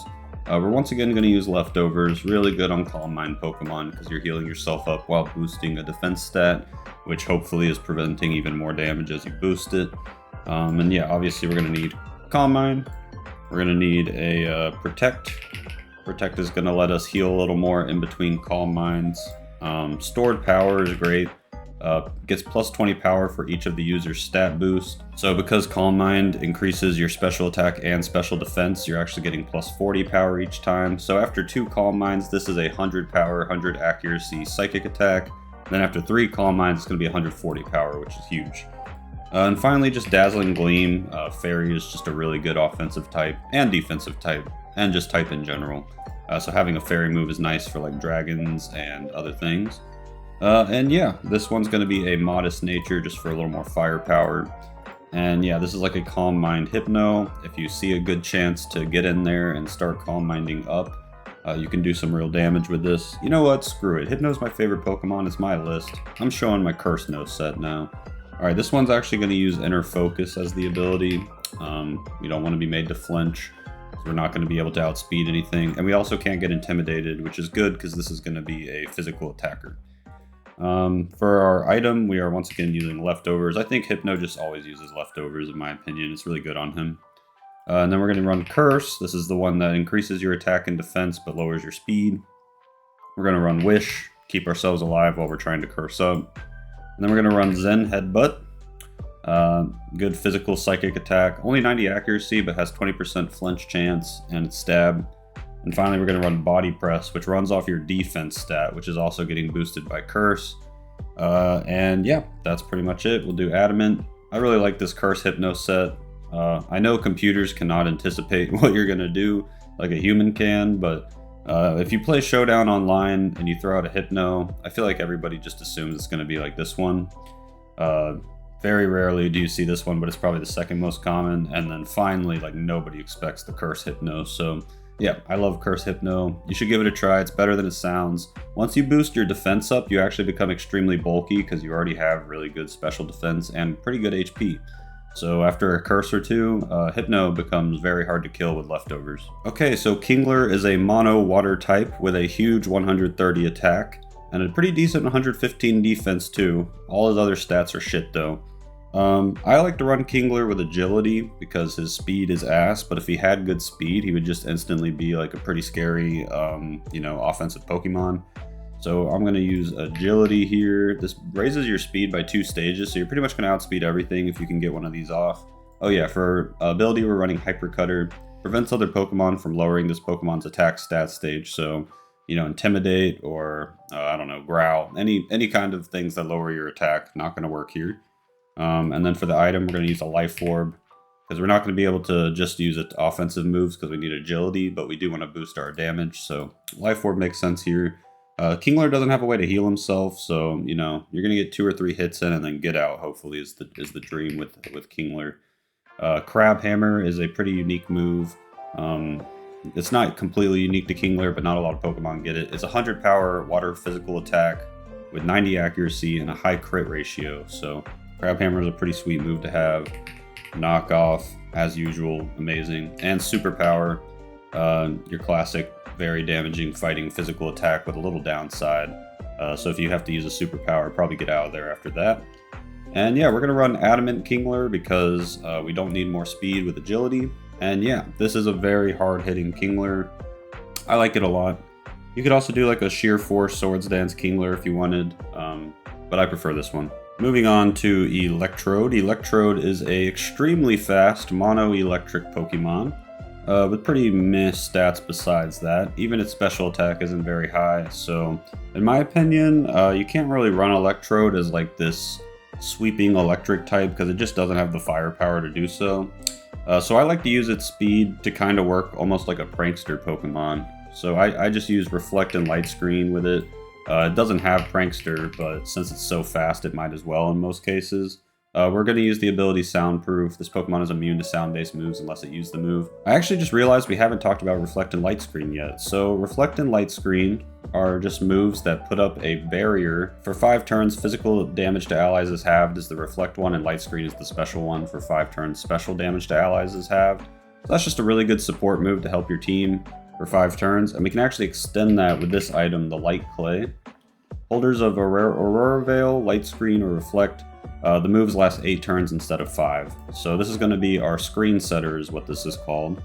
For our next few moves, Taunt. Taunt is great on these kind of Pokemon because you can send Electrode out and then just taunt, and if the enemy clicked a move that's not an attack, you can have them stuck in that move, and they'll probably switch out, or if they stay in, they'll just be stuck in that move while you set up your screens for free and then switch out. So that's kind of the idea there. And then Volt Switch is just a way to switch out while doing some damage. You know, it's stab and 70 power, so it's honestly pretty good damage, you know, to get for free. And yeah, this is how I build Electrode. You don't need any more speed, so you can go modest here. Just a nice screen setting Electrode. Alright, up next we have Exeggutor. Exeggutor is a pretty good Pokemon. Always seems to find a niche somewhere in some metagame each generation. I'm going to show you two Exeggutor sets. The first one is going to be for a Sun team, so it's going to be relying on the ability Chlorophyll, which doubles its speed in the Sun. It only has 55 speed, so this will put it at 110 speed. For that reason, I think we do need to run a Timid Nature just to make sure we outspeed. Yeah, but for our item, we are going to be hitting very hard with Choice Specs. This is the special attacking choice item. And then for moves, Leaf Storm is going to be our big one.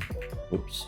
Yeah, 130 power, 90 accuracy, special attack. That lowers our special attack by 2. So if we use Leaf Storm, we're probably going to be needing to switch out. That's okay. It's good to switch out with choice Pokemon anyway, so you can reset what move you're stuck in. Next up is Psychic for our Psychic Stab. Sleep Powder is good if we run into something that we can put to sleep, but we don't think we can kill with our moves, then we can put it to sleep with our, you know, Speed Boost, Chlorophyll, hopefully don't miss, and then switch to something better suited. And then Giga Drain if we want to use a move that will heal us, okay? This is a Sun set for Exeggutor that is pretty nice. I don't think it's as good as the Venusaur Chlorophyll set, but it's pretty close. Alright, and this next Exeggutor is if you don't have access to Sun, or maybe you just have a lot of slow Pokemon, we can run this Trick Room set. I don't think we've looked at Trick Room yet either. Trick Room's pretty cool.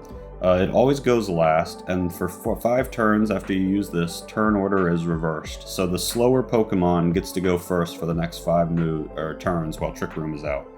That is pretty cool. We're going to keep Chlorophyll because he doesn't have any better abilities. In this case, it just probably isn't going to matter. And for our item, we're going to run a Life Orb. And that's going to be okay because we're going to have Giga Drain to heal ourselves. We're going to use Psychic again for some stab. And we're going to run Sleep Powder. So mostly the same moves, but we're running Trick Room. And yeah, this is good. If you don't have a Sun team, at least you can have the option to use Trick Room to make your Exeggutor probably go first each turn, because he's quite slow. And if you have a bunch of slow Pokemon, even better. So these are the 2 ways that I think you can run Exeggutor in these kinds of games. Alright, so Marowak is a defensive ground type Pokemon that doesn't really have other great stats, but has some other good things about him that make up for the stats. First off, we'll look at his ability Battle Armor. Battle Armor is a cool ability. Makes it so that you cannot be crit. That's pretty good. Getting crit sucks, so just having that completely removed is nice. And then Marowak actually has a unique item just for him, really. It's called the Thick Club. And what the Thick Club does is if it's held by Cubone or Marowak, it doubles its attack. So you can read this as 160 attack now. That is insane, and definitely the only item you really want to run on a Marowak because it makes it viable. For nature, we're going to run Adamant just to be even stronger. We're not outspeeding anything anyway, so might as well hit even harder. And so now we just have this absolute beast defensive tank that hits like a truck and has actually decent special defense too. 80 special defense isn't that bad, and 60 HP is kind of bad, but you know, you might be able to live 1 special attack. But anyway, on to a unique move, Bone Meringue. Bone Meringue is a ground move that hits twice for 50 damage each time, so that's 100 damage total. Ground move, very, very good with Marowak's huge attack stat. We're going to have Stone Edge. The reason Bone Meringue's better than like Earthquake is because like if they have a Focus Sash or something, it can hit through that basically. And it's more flavorful. Alright, up next we have Stone Edge for the classic ground and rock coverage. We have Knockoff because Knockoff's amazing. And we're going to end it with Stealth Rocks because Marowak tends to be a pretty good lead Pokemon. You send out Marowak. If it's a matchup where you think you can just one-shot them, then you do so. And if not, you can set up Stealth Rocks. Yeah, this is how I like to play Marowak. He's pretty cool, he hits super duper hard, and I like that he's got a unique item and a unique move. Pokemon like that are pretty interesting. All right, up next we have Hitmonlee. All three of the Hitmon Pokemon are some of my favorite Pokemon. Definitely my favorite fighting types ever made. I'm not saying they're the best, but I just like them. Let's look at Hitmonlee though. I'm going to show you an Unburden set. Unburden's a really cool ability that doubles your speed on held item loss. So if you have a held item at first and then for whatever reason it's gone, like it's a berry that you eat, or maybe a white herb for instance, then it activates that double speed boost. And we are going to run a white herb. We talked about this a couple times now, but this is the one that, you know, if you use something that lowers your stats and raises some other stats, it'll cancel out the effect of the lowering stats just once, and then it consumes the white herb. The way we're going to practice is with Curse, so this is a Curse Hitmonlee White Herb Unburden set. After you use Curse, the White Herb will get rid of the negative speed effect, and then Unburden will double your speed, and you'll get that attack and defense buff, and suddenly Hitmonlee is a beast at that point. Oh yeah, I should have talked about his stats, my bad. He is a fighting type with really high attack and special defense, and really shitty special attack, which is fine, and pretty bad defense and HP. So you don't want to be getting hit by physical attacks before you curse up, but after a curse or two, you should be okay. And he's okay speed-wise. He's not going to outspeed anything fast, but he's okay speed-wise, and with the Unburdened White Herb strat, he will be outspeeding everything. Okay, so we've got Curse, we've got Close Combat, just a perfectly accurate fighting type nuke. We've got Knockoff, which we've talked about extensively, and we have Stone Edge. So just a bunch of really strong moves on a Pokemon that's going to be hitting really hard and moving really fast. We don't need more speed, so we'll do Adamant. And yeah, Hitmonlee is a pretty all-in Pokemon. There's some other sets with him that use like terrain items with Unburden, or you know, you can run Reckless Hitmonlee with like a high jump kick, and you know, until you miss, it's going to be killing everything. But once you miss, it's pretty much Jover. This is my favorite way to run him. I think it's the best for formats where if he dies, and yeah, it's a very fun way to play Hitmonlee. Right, up next is Hitmonchan, also mono fighting, a little more balanced stats. He's got 105 attack, 110 special defense. All the Hitmon Pokemon are supposed to be special defensive fighting types, which is kind of a unique thing in my opinion. He's got a little bit better defense and, you know, lacks in other areas compared to Hitmonlee, but he has a pretty cool ability as well. He's got Iron Fist. An Iron Fist boosts the power of punch type attacks, which there are a lot of, by 1.2x.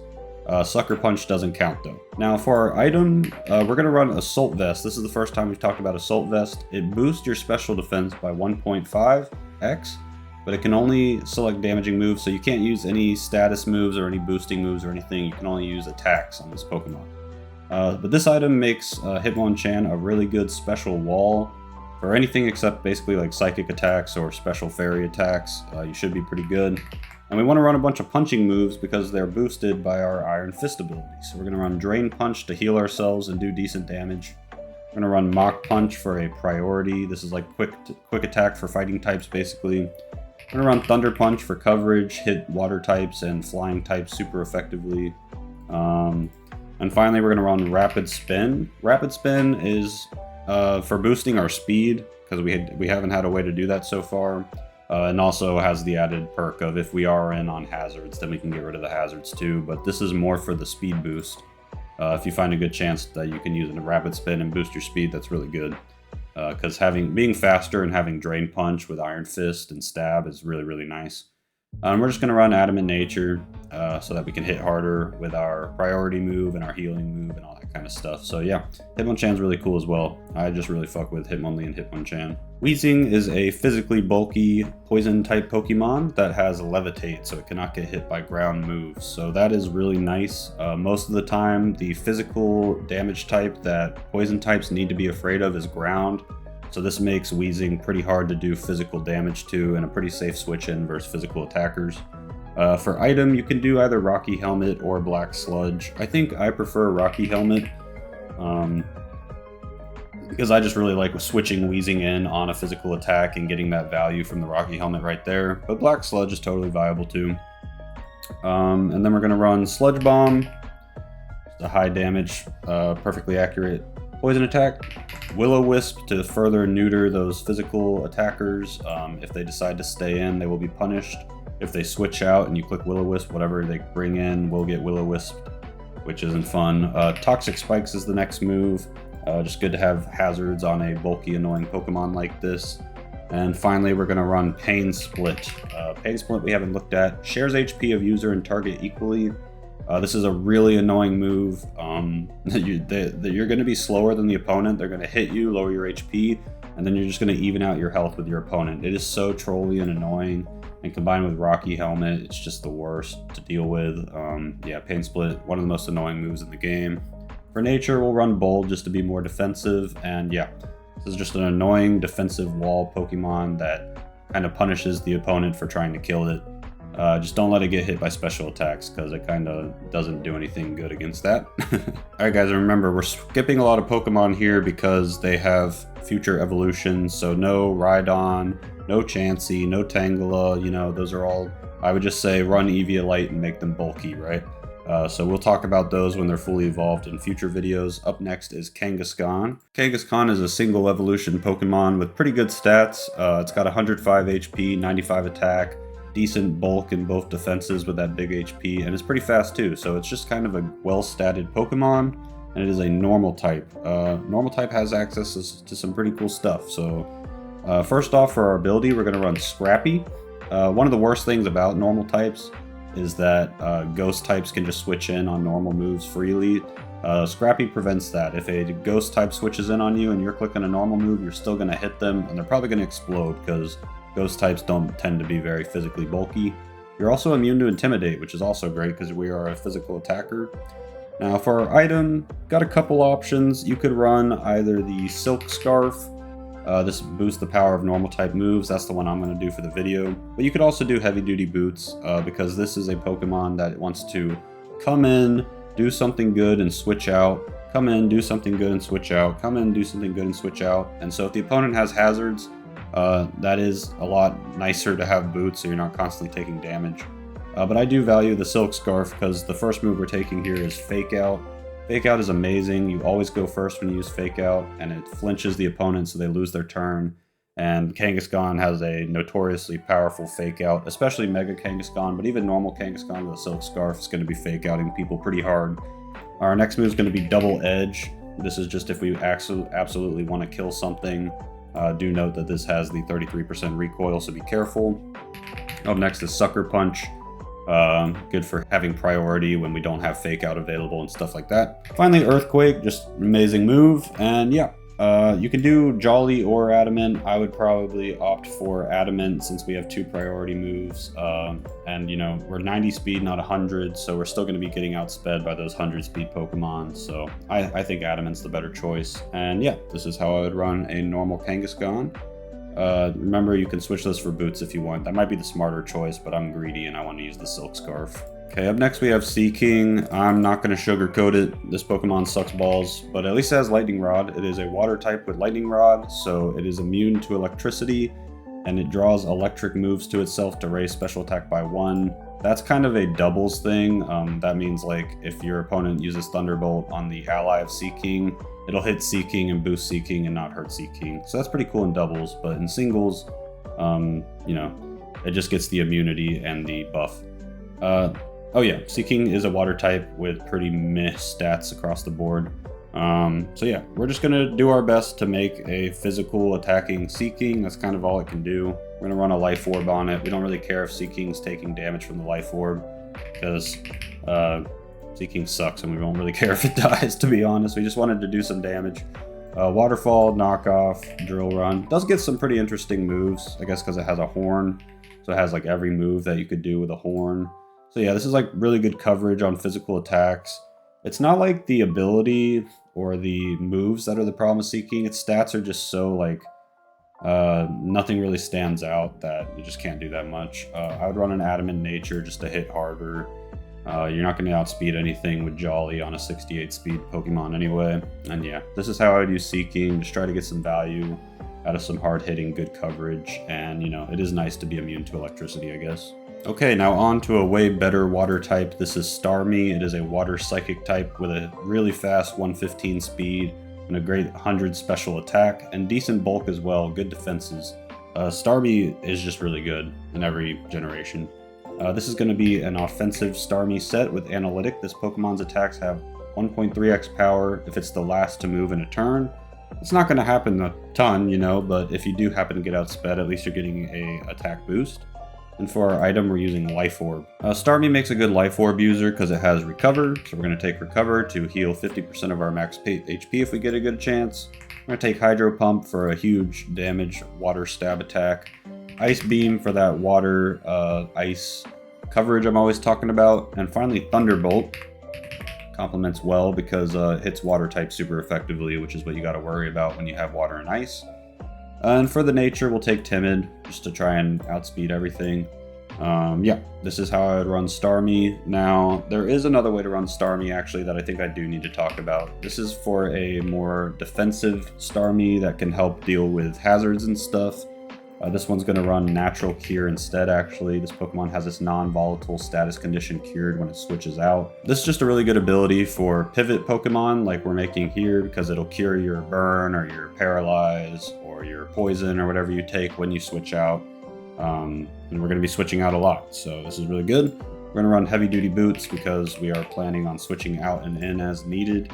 And yeah, we're going to run Rapid Spin to get rid of hazards for our team. We're going to run Scald because anytime we click Scald, we are happy, does good damage, and might burn something. We're going to run Recover to heal ourselves, and we're going to run Teleport to be able to swap to allies while taking the hit for them to get allies in safely.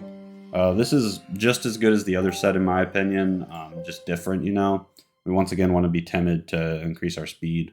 But yeah, this Starmie is a great pivot. Get rid of hazards, take you know, suspected status moves for your team, and then switch out to heal them. Switch in teammates without them taking a hit. You know, the Starmie can do it all. This is a great pivot Pokemon. Okay, up next we have Mr. Mime, which is a Psychic Fairy type nowadays. It is pretty bad, but it at least is decently speedy and has good special defense and special attack. It just has no HP to speak of and very low defense. So if you get hit by a physical attack with Mr. Mime, it's Jover. But Mr. Mime has a pretty cool ability, Filter. This Pokemon receives 3/4 damage from super effective attacks. That's, you know, nice to have, for sure. And the set we're going to use is pretty trolly. I kind of like it. It's going to be a Trick Boost set. So we're going to run Choice Scarf. Choice Scarf is the one that makes you faster, but you can only pick one move at a time. But we're not using it for us. We're going to give it to the opponent. So we're going to use the move Trick to switch items with the target and give them our Choice Scarf. Hopefully this is able to lock them into a move that is useless for them against Mr. Mime, or it's into some move that doesn't do any damage, or it just kind of cripples their build because they need to click multiple moves. Whatever it is, just hopefully it's really bad for them and they need to switch. And that's when we're going to start using Nasty Plot to boost up. That's kind of the idea. You trick the item onto them, it screws them up. They have to either switch out or take a couple turns to figure out what to do while you Nasty Plot up, and by then it's too late and you're hitting too hard and you can just kill them with Psychic and Dazzling Gleam. It's a pretty trolly set for sure, but I kind of like it. And we'll use Timid as our nature to be a little faster because 90 speed isn't really going to cut it for a boost sweeper. And yeah, this is how I'd use Mr. Mime. Mr. Mime, not one of my favorites, but I do kind of like this set. Next time I see a Mr. Mime in Emerald Rogue, I'll grab it and try this, because I haven't actually used this in Emerald Rogue yet, because I always just walk right past Mr. Mime when I see him. Okay, I'm breaking my own rule here to talk about Scyther, because I do think he is like different enough from his evolutions to kind of be talked about, and he has like real Pokemon base stats already. So yeah, I'm going to talk about Scyther. He is a bug flying type that everybody loves with 105 speed and 110 attack. Defensively, he's not that bad. 80, 80, and 70 HP is pretty good. So yeah, Scyther has pretty decent stats. I'm going to show you an Eviolite set here. Oh yeah, Scyther has Technician. Technician, amazing ability. Boosts the power of 60 power or less moves by 1.5x power. And we're going to run Eviolite to make Scyther really bulky. For moves, we're going to run Swords Dance. Swords Dance is going to make you hit super freaking hard with Technician boosted moves.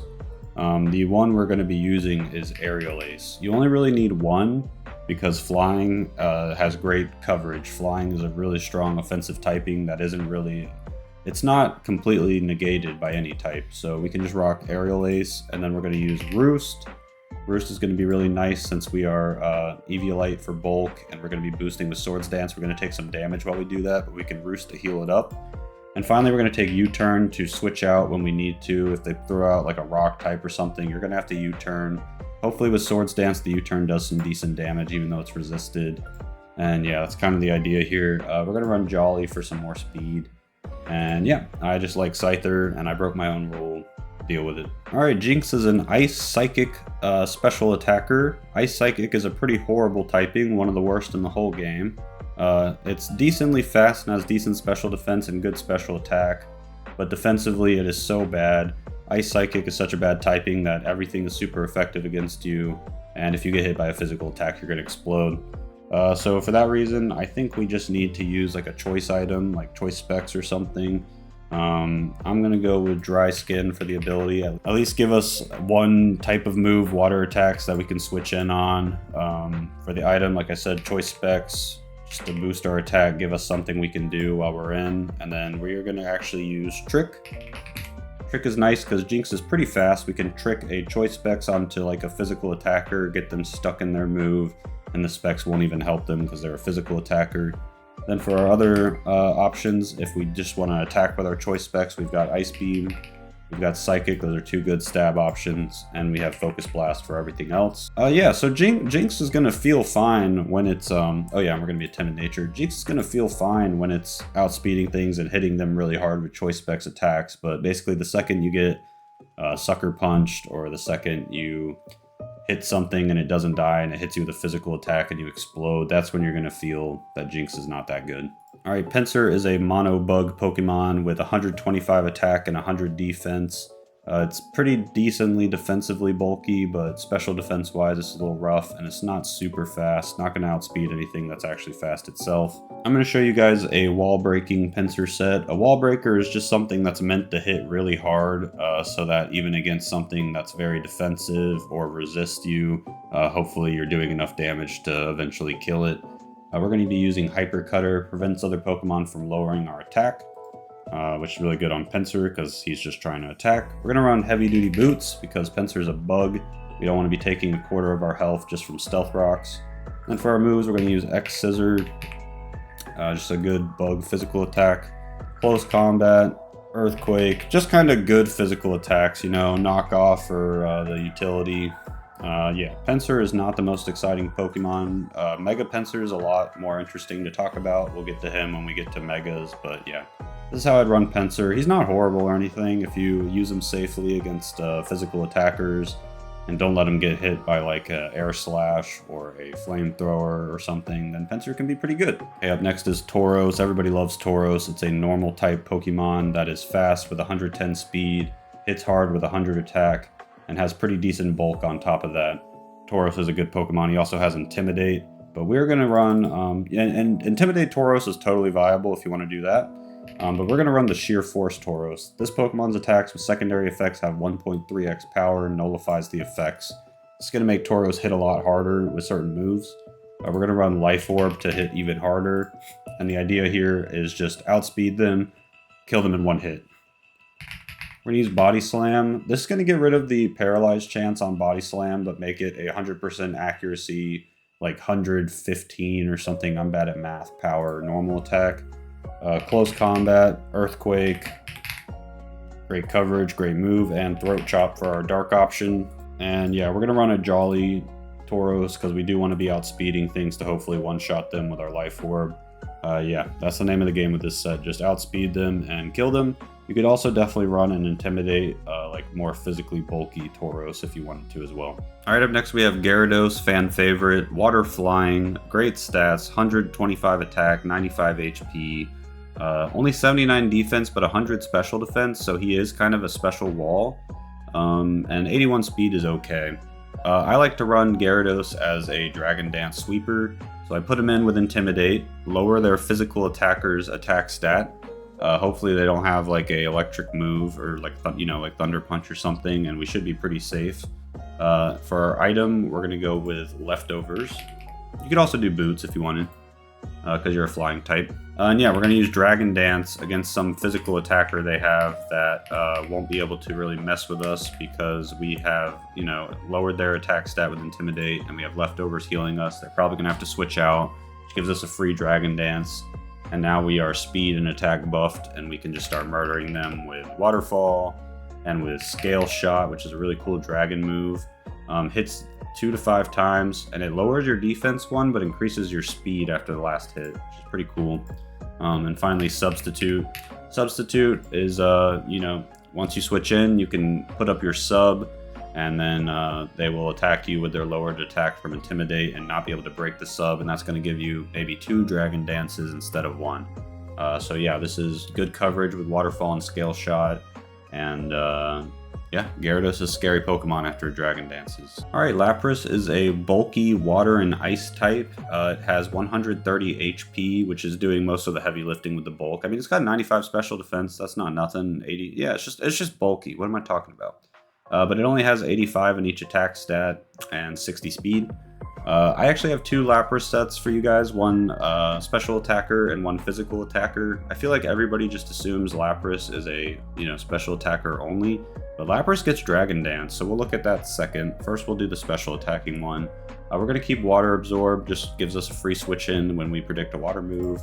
We're going to run Boots because we're an ice type and we die to Stealth Rocks. And then Freeze Dry. I think this is the first time we looked at Freeze Dry. It's an ice attack, but instead of being resisted by water, it's super effective on water, which is awesome. It's 70 power, 100 accuracy, Freeze Dry, one of the best ice moves in the game. Combined with Hydro Pump, you have perfect coverage with those 2 moves. We're going to take Ice Beam just for a more damaging ice attack versus non-water types.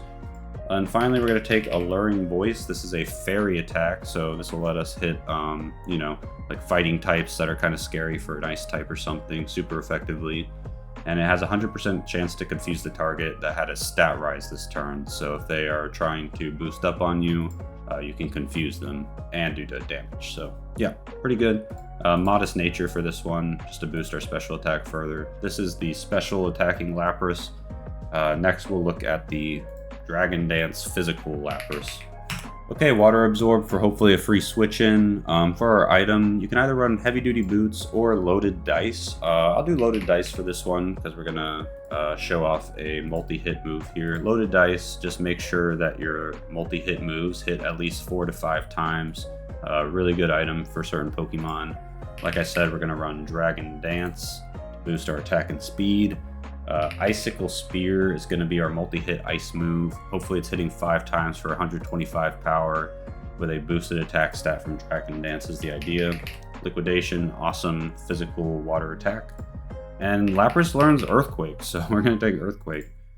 Make it jolly for the speed. And yeah, I think this set is like just as viable as the other one and pretty fun to play. Not a lot of people know about Dragon Dance physical Lapras, but I think it's pretty good. Alright, this time we got an easy one. There is a Ditto set that is just, you know, universally understood to be the best. If you don't know how Ditto works, he has the ability to transform into a copy of any Pokemon that is, you know, he's facing against. Originally, he had to use this move Transform to do so, but now he has this hidden ability Imposter, which just allows him to do it as soon as he switches in, which makes him a lot less useless. Still not the best Pokemon for like Emerald Rogue or something, but you know, he can do some stuff. For item, you're going to want a Choice Scarf. The reason for that is you're going to transform into the Pokemon you're facing against and you're going to copy their stats, but if you have a Choice Scarf, you'll know that you will outspeed them on the next turn. Hopefully you can use one of their moves to really either kill them or, you know, at least do something bad to them before they can do something bad to you with your Choice Scarf. For Nature, we are going to take a Relax Nature to give us a little more defense when we get hit by the opponent. Just kind of the name of the game is take their set, do it a little better than them. Yeah, the only move you'll have is Transform in case for whatever reason your ability does not transform you, then you can at least use that to transform, and that's pretty much Ditto. Again, don't really recommend this Pokemon for these kinds of playthroughs, but sometimes you just have to work with what you got. Alright, getting into the evolutions, the first one we have is Vapoleon. The first one we have is Vaporeon, that is a mono water type. It has a huge 130 base HP stat, and a very serviceable 110 special attack, and then it's pretty specially bulky too. It's not super defensively bulky, but it has so much HP, it can probably live like one physical attack if it's not like super effective. And so Vaporeon's super bulky, it's got water absorb for a free switch in on water moves. We're going to give it Leftovers to heal. Leftovers is really good on any Pokemon with a ton of HP, like Vaporeon or Snorlax or something, because it restores 1/16 of the max HP, so the more max HP you have, the more it heals. For moves, we're going to take Scald. Scald is just good every time you click it. We're going to take Toxic, because we're going to be staying in and stalling on people. And then we're just going to take the Wish and Protect package to basically toxic things, and then Wish Protect in their face over and over while they die of Toxic. And hopefully Scald incoming physical attackers and burn them. If we burn them, then we can stay in versus them too. So yeah, Vaporeon's just a really annoying, stally, toxic Wish Protect type Pokemon basically. For nature, you probably want to take Bold. You're probably already specially defensive enough, so you can just take Bold to boost your normal defense a little and just make it easier to live physical hits. And yeah, that's how you play Vaporeon in Emerald Rogue and a Nuzlocke. Alright, up next we have Jolteon. Jolteon is the mono electric evolution. It has 130 speed, 110 special attack, and decent special defense, but everything else is pretty bad. So just really fast, hard-hitting electric type Pokemon. Everyone kind of likes Jolteon. I like to use it as a boost sweeper, so I'll take Volt Absorb to get a free switch in on electric moves. I'll use Heavy Duty Boots because I don't want to be taking damage from hazards, and Jolteon kind of needs all the health it can get. And then for my sweeping move, I'll do Calm Mind, because at least if I manage to come in for free on some kind of special attacker, I'll have a turn to boost my Calm Mind. And then against future special attackers, maybe I'll have a little bit of defense to stay in, because we don't have a lot of HP. So I'll take Thunderbolt, Volt Switch to get out of there, and then Alluring Voice as my final move. It's an 80 power fairy attack. 100% confused target that has a stat rise this turn, so this is if something comes in and starts trying to boost up on you. If they think they're safe versus your electric special attacking type, you can at least do this to them. Yep, this is how I like to play Jolteon. Timid nature, just to make sure I outspeed. You could also do like a... you could use Shadow Ball, you can use Yawn. You can run Specs Jolteon with most of the same moves, but then just using Specs instead. There's a few ways you can do Jolteon. I'm a big Calm Mind fan in Emerald Rogue. I just think it's a really good Emerald Rogue move. If you know when to come in and use it, you normally can get 1 or 2 off and start sweeping. So that's how I like to play Jolteon. Alright, and then the Fire evolution is Flareon, Mono Fire. It has 130 base attack and 110 base special defense. The defensive bulk is a little weak and the HP isn't great, and he's kind of slow. Most people think this is the worst of the 3 first like evolutions, but I think we can make it work, especially with the Guts set. So we're going to take Guts as our ability. This is the one that if we're statused, we do 1.5x damage with our physical attacks. Then for our item, we're going to take Toxic Orb. We can't do the Flame Orb because we're a fighter type, so we can't be burnt. So we do the Toxic Orb instead, we'll get poisoned. Then for our moves, we take Facade, of course. Every Guts Pokemon uses Facade, does a shitload of damage when you are, statused. We'll take Flare Blitz, just insanely powerful physical fire move. It does have the recoil, but in this case, I think just ensuring we can kill something and then switch out is going to be useful. Superpower, another one that if we use it, we're going to need to switch out because it does lower our stats, but it's quite good. And then we're going to take Quick Attack. Quick Attack actually does decent damage with the Guts boost and gives us a priority attack. Now, since we're not fast at all, we're going to take Adamant to boost our attack even more. And this is how I like to play Flareon. Some people do like Choice Band with Flash Fire, so you get a free switch in on a fire move, you use your Choice Band, and you click like basically the same moves, maybe Return instead of Facade. But I prefer this Guts build. Alright, we're getting into the fossil Pokemon now. The first one is Omastar. Omastar is a rock water type, which isn't a great type. But Omastar is pretty cool, I think. First off, he has the ability Weak Armor. If a physical attack hits this Pokemon, defense is lowered by 1 and speed is raised by 2. So basically, you just want to take a physical hit and get your speed boosted like crazy so that you can become a sweeper. To help facilitate this, we're also going to take Shell Smash to kind of do it ourselves. But the best case scenario is this. So we're going to use Air Balloon.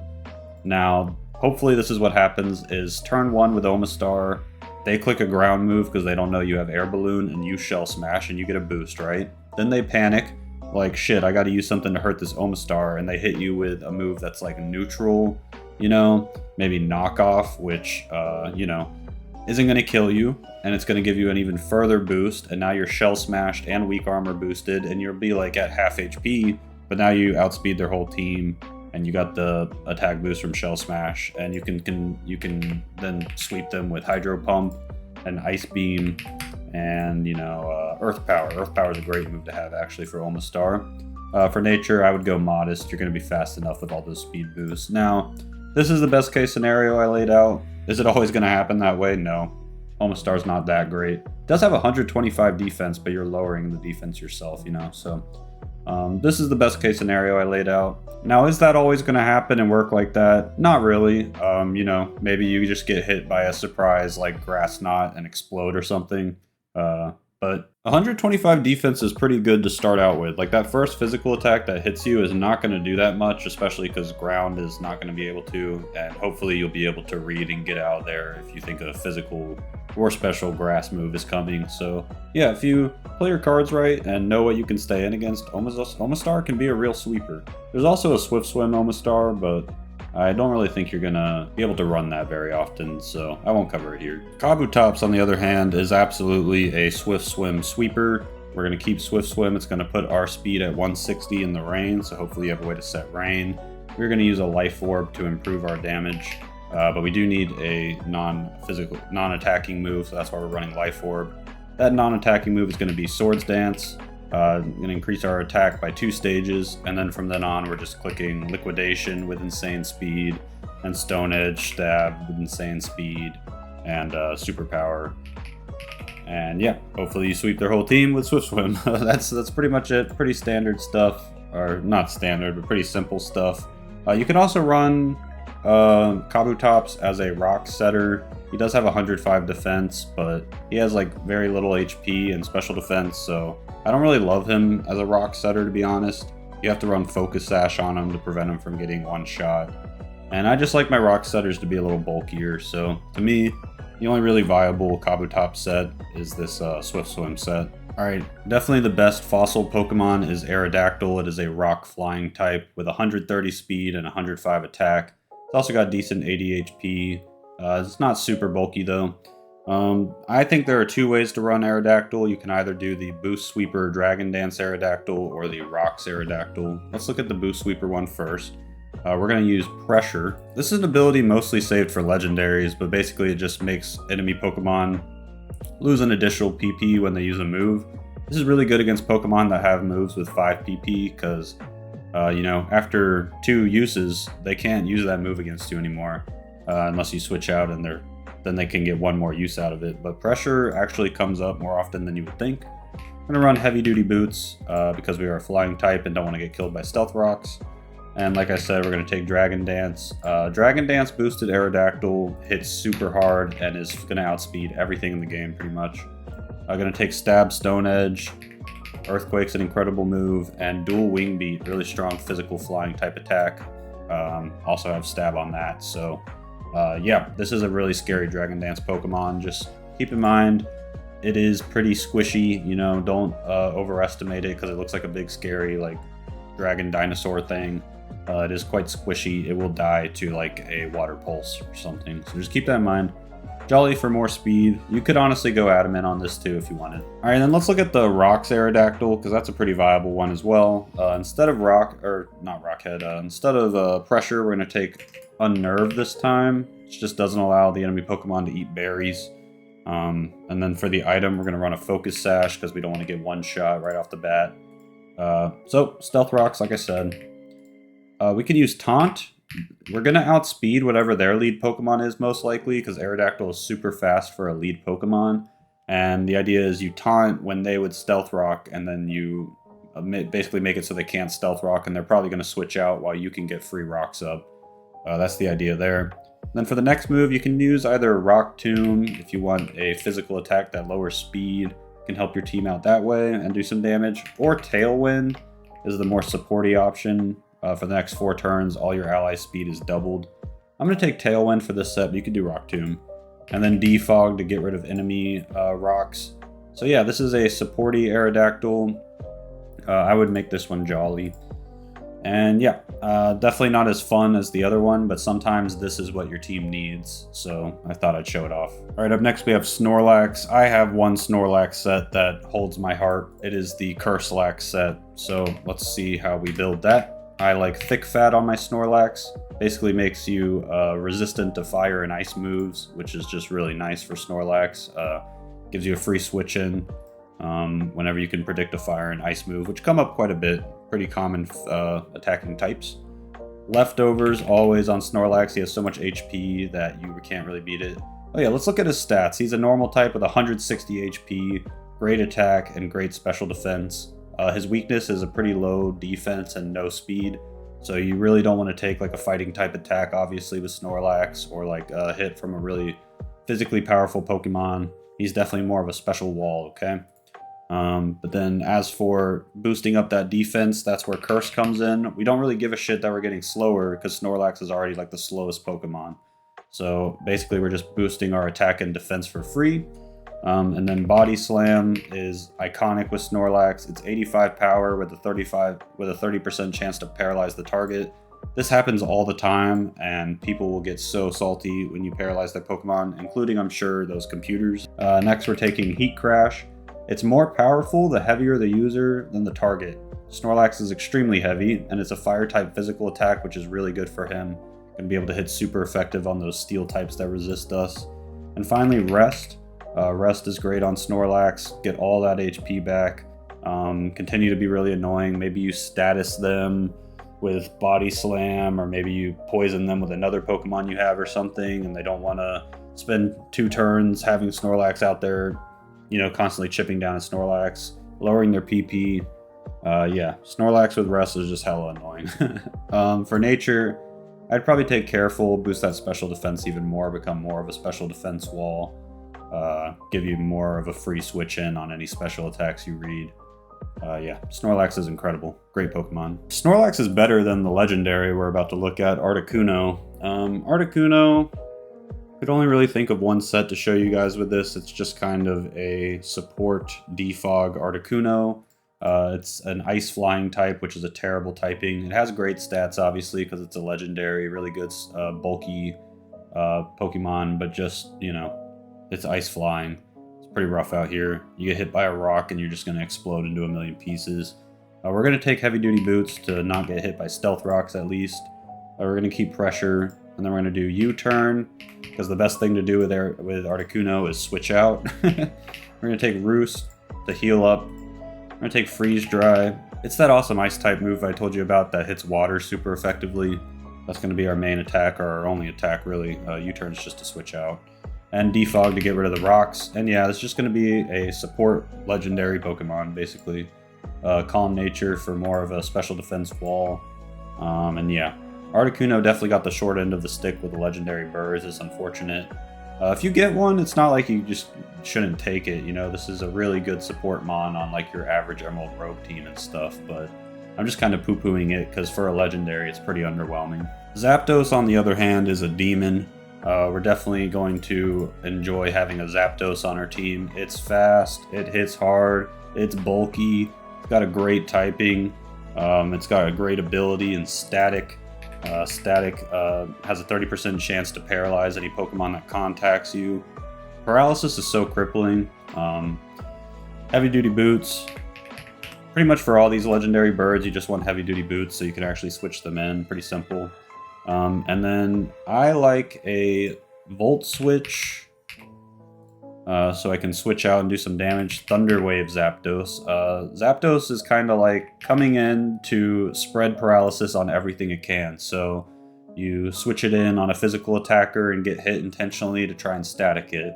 If that doesn't work, you can Thunder Wave them to, make sure you paralyze them. You can also run Discharge if you want to do a bunch of damage and get a 30% chance to paralyze them, but I prefer Thunder Wave just for the sure thing. You're going to want Roost to recover. Zapdos is really bulky, so roosting up should give more value than the enemy Pokemon is able to get from attacking you when you roost. And finally, Hurricane. Hurricane's a really, really strong flying type attack, and flying has great coverage, as we've talked about. For nature, I like a bold nature to boost your physical defense because we kind of want to take physical attacks to spread that paralysis with static. There's some other ways you can do this, like you could use the move Heat Wave. You could plan around being on a rain team and use Thunder and Hurricane. You can do Sub Roost with, Substitute and Discharge and stuff. So there's a few different Zapdos sets. This is just one. I think this one is mostly focused around spreading paralysis and kind of crippling their team. And Moltres kind of works like a Fire Zapdos nowadays, now that Heavy Duty Boots is out and Moltres can actually exist. Before, it was just a Fire Flying type, which meant it's not allowed to exist because Stealth Rocks will just kill it.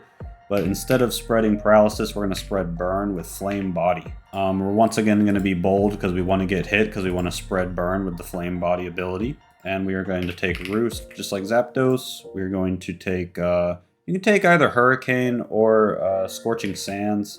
I kind of like Scorching Sands because it's 100% accurate and can burn, which is kind of what we're going for. Flamethrower for our fire type attack, and then Will-O-Wisp to ensure we spread burn when we need to. 85% accurate burn attack. Really cool. And then for... yeah, I said bold already. And yeah, this is kind of just Fire Zapdos that spreads burn instead of paralysis, which is really good. I like Moltres a lot now that Heavy Duty Boots is out. I'm glad it can exist with us. Okay, up next, a lot of y'all's favorite, one of mine too, Dragonite. Incredible Pokemon, the first Dragon-type Pokemon. Tons of different sets you can run with Dragonite. He's so versatile. I'm going to show off just two. I'll show you guys a normal Dragon Dance set and then a loaded dice set. But yeah, Dragonite has huge attack. He's decently, he's not really fast, but he has extreme speed, so we don't care. And he has everything else is good. He's very bulky. He has a great ability and multi-scale. If you don't know what multi-scale does, if a Pokemon is at full HP, damage taken from attacks is halved. So when you switch in Dragonite and he gets hit by a move when he comes in, it's going to halve the damage of that move. Gives you kind of like a free initial switch in with Dragonite, which is amazing. If it doesn't sound that incredible, you just need to play with it some and you'll start to see why it's so strong. We take Leftovers and heal the minimal damage he took on the switch in from having multi-scale. And then this is a Dragon Dance sweeper, so we're going to take Dragon Dance. We're going to take Extreme Speed, which has the most priority in the game pretty much. Nearly always goes first, so yeah, boosted with Dragon Dance, that's just really strong. We're going to take Ice Spinner. Ice Spinner is just... Ice is a really good offensive attack. If you randomly have a good ice move like Ice Spinner, you normally tend to take it. And finally, Earthquake. You could definitely replace one of these moves with like, you'd probably replace Ice Spinner with like Dragon Claw if you wanted to just have a stab move. But I like Ice Spinner here, and we'd be adamant because we're boosting our speed. We just want to hit harder. This is kind of a pretty normal Dragon Dance set for Dragonite. But let's also look at a cool loaded dice set for Dragonite. Again, we're going to use multi-scale, but this time we're going to take the loaded dice. Dragon Dance again. This time we're taking Scale Shot. This is the one that hits 2 to 5 times, and for you it lowers your defense but increases your speed after the last hit. It's just going to ensure that we outspeed things, and if we need to come in and use Scale Shot on first turn instead of Dragon Dance, at least we can buff our speed that way. And then for next move, we'll take Fire Punch because we need a way to hit those Steel and Fairy types that Scale Shot can't hit. And finally, we'll take Encore. Encore is to give us a chance to Dragon Dance up. If we see an opportunity where we can Encore some move that's not dangerous to us, then we can start Dragon Dancing up. Yep, and once again, going to be an Adamant Nature. This is just kind of a more, I think this one is more reliable, but this is a more fun version of the build. I always like an opportunity to use loaded dice, it's just cool. And there's way more sets for Dragonite, probably like over 10 viable sets for Dragonite here. You could do like a bulky offense set with Roost. You could do a Choice Band and use Outrage. Yeah, a lot of options with Dragonite. He's very good, very versatile. Alright, up next we've got Mewtwo, my personal favorite legendary of all time. I went and saw the first Pokemon movie and loved him ever since. He was so badass. I'm going to show you a really simple boost sweeper set with him that I think will just have you win your run if you get Mewtwo, pretty much. Very rarely will you lose a run if you get a Mewtwo and run this set in Pokemon Emerald Rogue. It's just so strong. First of all, we've got the ability Pressure. Mewtwo famously doesn't have great abilities. It's like the one bad thing about him. We're just going to keep Pressure, and we're going to take Leftovers to heal ourselves. We have great bulk, so we're not going to get one shot, most likely, unless you're an idiot and stay into like a knockoff or something from a really strong Pokemon. Now for our boosting move, we're going to take Nasty Plot. We already have the speed we need to outspeed everything, so Nasty Plot is just going to be a huge boost to our special attack, make us one-shot everything. We're going to use his unique psychic move, Size Strike. It's 100 power, 100 accuracy, and it damages the target based on their defense, not their special defense. The main thing here, though, is just the 100 power, 100 accuracy. Next, we're going to take Grass Knot. Grass Knot's great coverage and will blow up like big, heavy Pokemon for sure. And then finally, Earth Power, one of the best special attacking moves in the game. Just ground special attack is just kind of OP.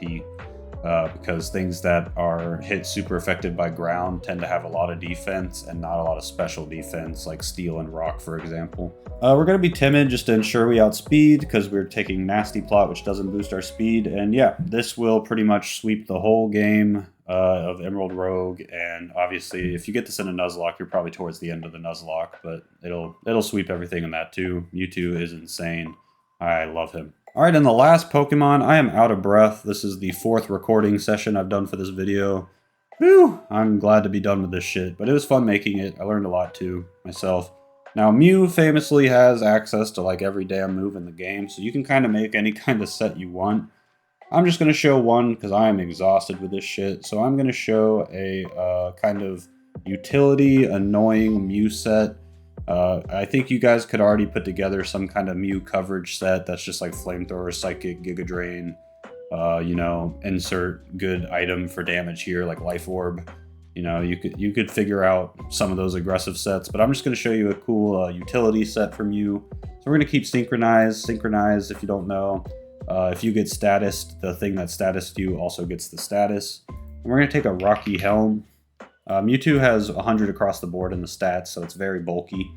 And Rocky Helm's gonna dissuade things from physically attacking you. You can switch in with the Rocky Helm and get hit on purpose and, you know, hurt them. Kind of like I was showing with like Weezing. We're gonna be a bold nature too to increase our defense a little. And then for moves, we're gonna do Spikes for a hazard. We're gonna do Body Press. We're gonna have 100 defense, so Body Press is gonna hit pretty hard. Be a nice physical attack. Toxic, amazing move to click on pretty much anything, and then Volt Switch to get out of there once we've served our purpose of toxicking them, or setting spikes, or blowing them up with Body Press. Yeah, I just like this utility Mew set the most. I like using Mew for things other than just being like a mixed attacker, but those are definitely viable too if that's more your style. Kind of depends on what your team needs. You can pretty much make Mew into anything if you have the TMs for it. Phew! Alright guys, that is how to play every Gen 1 Pokemon. Of course, some of the ones that evolve in future gens were left out, and the pre-evolutions were left out. You're gonna have to forgive me. I think this video is gonna be like 2 hours or something. It was exhausting to make. I hope it was useful for some of you guys, or at least fun to listen to while you're laying in bed for the night or whatever, doing dishes. I hope you can reference this when you're playing Emerald Rogue or something to learn, you know, how you should build your Pokemon. None of these sets and builds and stuff are, you know, the end-all be-all. You can deviate, you can do what you want. I'm not saying that I came up with all of them myself. A lot of them I got from Smogon and from other YouTubers like Jimothy Cool and stuff. So yeah, I did the research and I made the video for you guys because I love talking about Pokemon and Emerald Rogue specifically. Thanks for watching, guys. I'd appreciate a like and a sub for all the hard work on this one. I'll be starting the Gen 2 one at some point. I need a little break from Pokemon after this video. It was a bear. But yeah, thanks for watching. Take it easy. I'll catch you in the next one. Peace out.